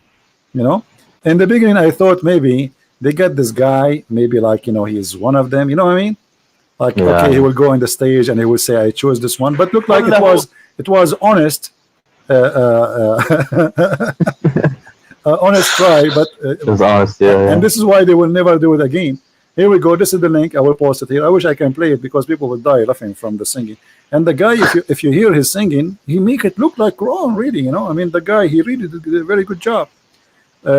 So anyone who don't understand the Quran, if you sing anything sound like Quran, and this guy, because he's a sheikh, he knew exactly how to make any sentence sound like the Quran by singing it. Mhm. You know what? I'm going to give you the link so you can watch it and you can laugh Yeah. when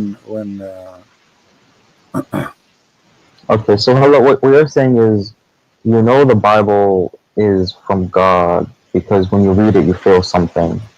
always, my friend, God, That's he what don't. that's what you're trying to tell me. That's Yeah, not is that only what it is? you feel something. You Okay. see, there is a present of God in the words, which means you feel something will change you, not something just will touch you for a second and will go. You will change. You will be a different person. I'll So feel like it's not just like, okay, you know, if I go in a hot room, I will get hot, correct? right. Okay, if I go outside in the cold, I will get cold. But this has nothing Mm-hmm. to do with God. When I'm in a hot room, I will be hot, right? But if you are really a person who adopt what you just learned, that will change you. It's not about now I'm crying. It's not about oh just I feel something. It's Okay. about I will be a different person. This is why we Christian, we I don't know if you heard this term, that we say we are born again. Yeah, So I've heard. with the Messiah, we will be reborn again. Is that physically reborn? It is more than physically reborn. It's about me being a new person by Christ. So me yesterday, I when I was a kid, I don't know how age you are, is yours. When I was young, Mm-hmm. if I see a person looking at me, I want to fight. If I see a fight in the end of the street, I run there just to join. You know, I Mm-hmm. used to be a totally different person. Just tell me a fight, I will be there right away in 2 seconds. Don't tell me why. Don't tell me what the reason. You know, I remember once there's the one guy fighting two guys, so I took the side of the one guy because it's not fair. So I took the side, and then we finished the fight. The other two guys they run away, and then the guy he says to me, "So do I know you?" I said, "No." Do I know you? I said, no, you don't know me. I do not need to know you. Why I need to know you anyway? So he said, why you joined the fight then? Look what happened to your shirt. I said, well, none of your business. Just go. Otherwise, I will fight with you too. So I saw that the guy is alone, and he's not equal to them. He is a little bit short, and they are taking advantage of him. So I joined the fight of the guy who is weak, and I believe this is the right thing to do. But I used to be a different person since I became, you know, in touch with the Messiah. Mm-hmm. I like, let us say, the process of a changing Mm-hmm. continue. It's not just something would happen in a second. It's going to be a process. It's like a Mm-hmm. train going in the right direction. Okay. Bye. All right. Thank you, Christian Prince. All right, I have to go. All right, my friend. Take care. Okay, you too. Bye bye. Bye. All right. Well, I can tell that he decided to leave Islam already, but he is shy to say. Right?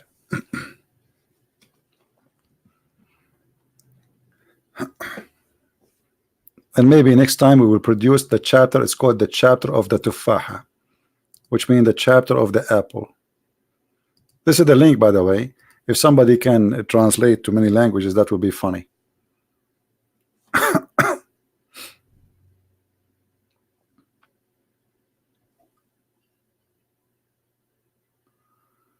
What if he was a criminal and there are two cups?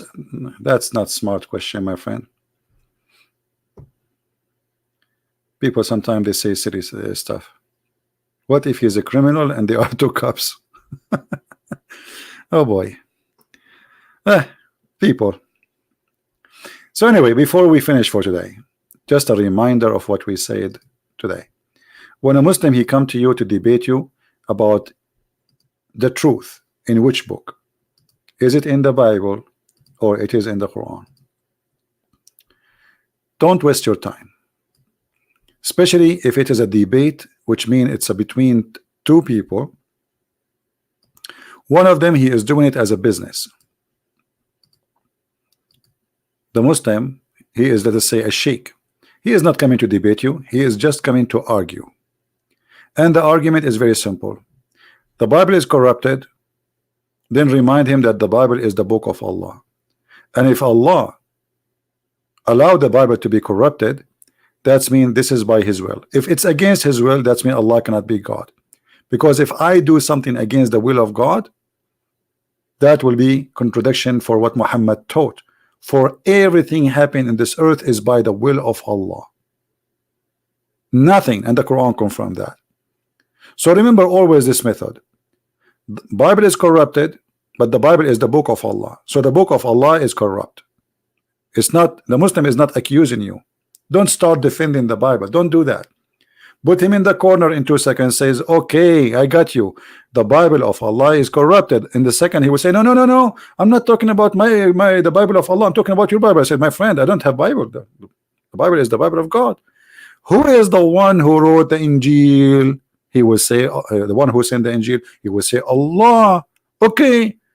Now, where is the Injil of Allah? He will say, it's corrupted. Okay, so Allah book is corrupted. So what's my business? The debate is over. So a Muslim, when he attacked the Bible, he is shooting himself in the foot, because there is a weakness in this cult. By Muhammad accepting to say that the God of the Bible is the same God of Islam, he cannot play games no more. For now he is saying that anyone who corrupt the Injil is corrupting Allah words. And if a human can do that to Allah words, that's mean Allah words are not protected by Almighty God, which mean Allah is not Almighty God.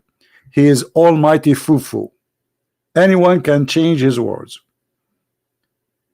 And as long all the books who sent by Allah according to Muslims are corrupt, that's mean Allah, he proved to us that he is Fufu non-stop, over and over and over. Allah was Fufu with the Torah. Allah was Fufu with the book of Psalm. Allah was Fufu with the book of Abraham. Allah was Fufu with the book of Sulaiman. Allah was Fufu with the book of Isa. Allah was Fufu with the book of Idris. Allah was Fufu with all the names. We don't want to go to count the names because there are 124,000 prophets. All their books Allah could not protect, which means Allah was 123,990 times Fufu. And now the Muslim, they try to present to us that Fufu was a hero. So imagine you go in the stage where people they do wrestling, and you lose 123,999 times, and you win only once. You are the hero. This is the logic of Muhammadan. Allah lost 123,999 times. He could not protect his books. He was able to protect one book, and even then we find there is tons of hadith proving that the Quran, which the Muslim claiming to be protected, is not protected. Starting from the Muslim saying that the Quran sent in order, which is not what they have today in their hand. And not to forget that the Muslim today, they don't even have the Quran, which is between our hand, because nobody have this Quran. This is according to recitation of Muhammad, which he supposedly got from Allah, but nobody saw Allah. There's no witnesses. In Islam, to prove adultery, you need 4 witnesses. How about to prove a prophet? In Islam, you have to have 4 witnesses, and they have to see the private part of the man going inside the private part of the women, which means if a man is naked and she is naked and they are on the top of each other, that is not adultery in Islam.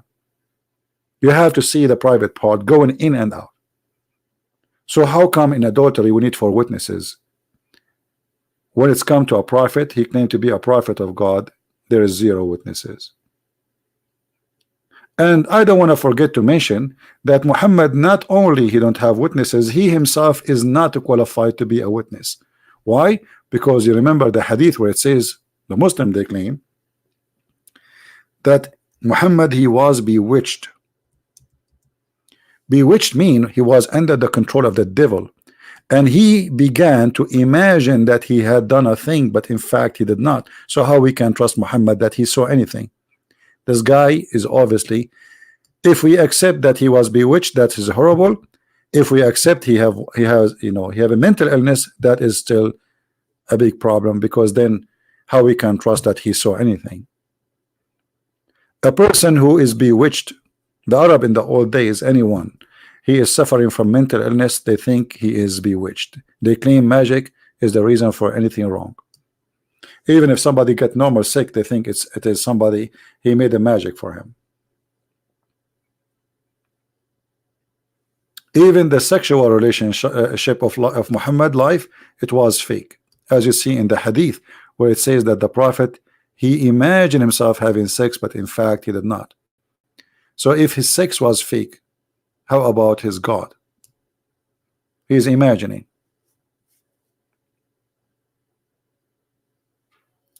If you take this guy to the court and you say, I have a guy, he's a witness in the crime, his name is Muhammad, and then the judge or the other lawyer, he says, sir, you cannot accept this witness. The judge will say, why? He says, I have here in the file that this person, he continued for such and such period imagining things, and he was bewitched. The judge will refuse this witness immediately. Do you understand? And imagine this is all in Islamic source, which is authentic. So if the authentic source, which is filtered and made in purpose to make Muhammad look like a prophet, those books are designed to say Muhammad is a prophet, not to say the opposite. If the book which is made to make Muhammad a prophet saying this, so what about the books who is saying or made to say Muhammad is not a prophet? What they will say? So Muhammad is not qualified to be a prophet, and the proof all over you. Stupid stories in the Quran, stupid fiction stories, superstition, flying carpet, ants, genies, whatever, crazy stuff. Sunset in murky water. The sperm is coming from the backbone of the man. The women have a sperm coming from her ribs. Crazy stuff. So how we can believe Muhammad is a prophet? Anyway, I'm happy that Mr. Dean, he called us, and I can tell he is out of Islam, even though he did not say so yet. And I welcome him again to call me anytime. If somebody told him anything I said to him is not true, please feel free to call me, and you will see that we will never share with a Muslim something is not true, because always you can call me back and you can get me busted, and that will be very embarrassing. Everything I say, you see, like we have this video. I encourage our friend Dean, who called me, download the video and check everything we say to you one by one. Check the tafsir, check the interpretation, check Ibn Kathir, check Al-Qurtubi, check Al-Jalalain, and read by yourself and come back to me, my friend, and you will see we are not lying to you. I want to say thank you all for being here. Don't forget, guys, to subscribe to this channel. How many of you subscribe here?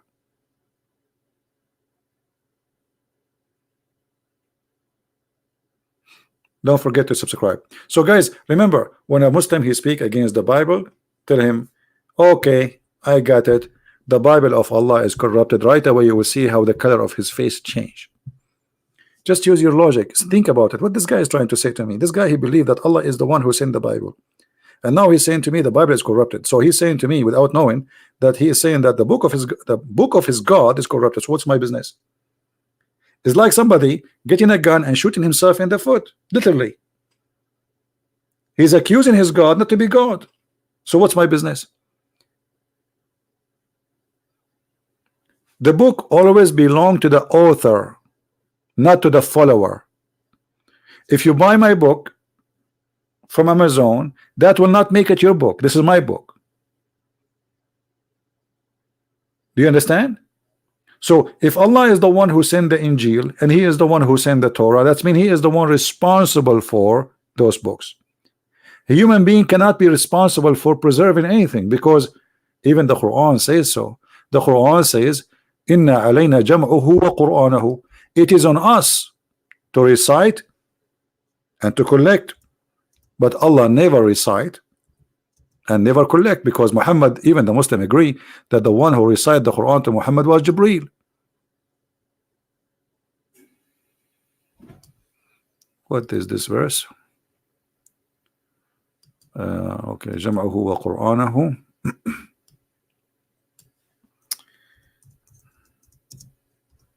And the one who collected the Quran according to Muhammad, it was Uthman. So what does Allah promise? See, this is a chapter 75, verse number 16. It is upon us to recite the Quran and to put the Quran together. Who is talking? Allah. Is Uthman is Allah? No. Even Uthman, he burned many Quran during his lifetime. If the Quran is a one book, why he burned the rest? Obviously there's a lot of differences. The first ever human being who burned Quran, it was Muslims. The Caliphate exactly. And the Quran say clearly, the only one will collect the Quran is Allah. Look what Muhammad is saying. Allah, he did collect the Quran through mankind. But this is what the verse saying. If the verse want to say, I will collect it by you, then he will say that. He says, Inna alayna, it's on us. And by the way, what do you mean by human being? Even your story says that the Sahaba, they die and a lot of Quran is missing. Aisha, she says Al-Ahzab used to be equal to Al-Baqarah, which means more than 200 verses are missing in one chapter. Where is it? What do you mean? Where preserved? Can you recite for me the chapter of a breastfeeding? Here we go, I'm listening. Can you type it for us? Type for me the chapter of breastfeeding for adult. Type it, as long as it's preserved.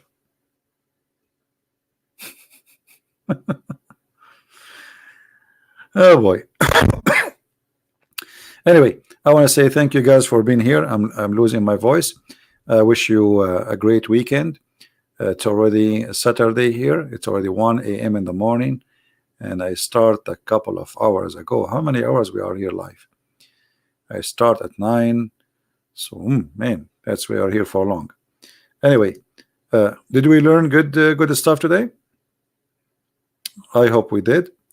And don't forget to download the video and share it with your friends. We don't keep them long in our channel. And don't forget again, please, to tell your friends that this is the channel we will do live podcast. This is why today we have a small number, because not many people knows that we are here. All right, thank you, and may the Lord bless you. And I will see you soon again. Christ is Lord, Islam is false, and we see you with the blessing of the Lord, and we leave you with the blessing of the Lord for the weekend. And don't forget, if you go to the church this Sunday, or if you pray in your house, because at the end of the day, it's what you it's you pray to the Lord, not where you pray. The Lord, he says, go to your closet and pray alone. You know, it's not about praying in front of the crowd. It's about being a person who says something from your heart. Pray for our friend Mr. Dean, so he will see the truth, and the truth will set him free. Today we have a journey with him to explain to him. Still, he need to be touched by heart. He need to see the truth, and I pray, and I hope you pray with me, that Dean is going to see the truth and will come to Christ soon. You know, each time a Muslim he leave Islam, he don't just leave Islam. he became a warrior, because those people, they left something for them, present identity. So he will become a warrior, and that will make him a warrior for Christ, and will bring a lot of Muslims to Christ, starting from his own families. And this is the experience of all those people who left Islam after talking to me. First he leave Islam, then his family come out. You start with 1, you end with 5, and the 5 became 10, and the 10 became 20, and the 20 became 50, etc. Because then they will become warriors for Christ in peace, in love, not by doing jihad and killing. So we pray for our friend to see the truth, and the truth will set him free. And we pray that all of you will have a peaceful weekend, beautiful time with your family, and enjoy the cold which I have here, which is snow. Christ is Lord, Islam is false. And see you soon. Bye-bye.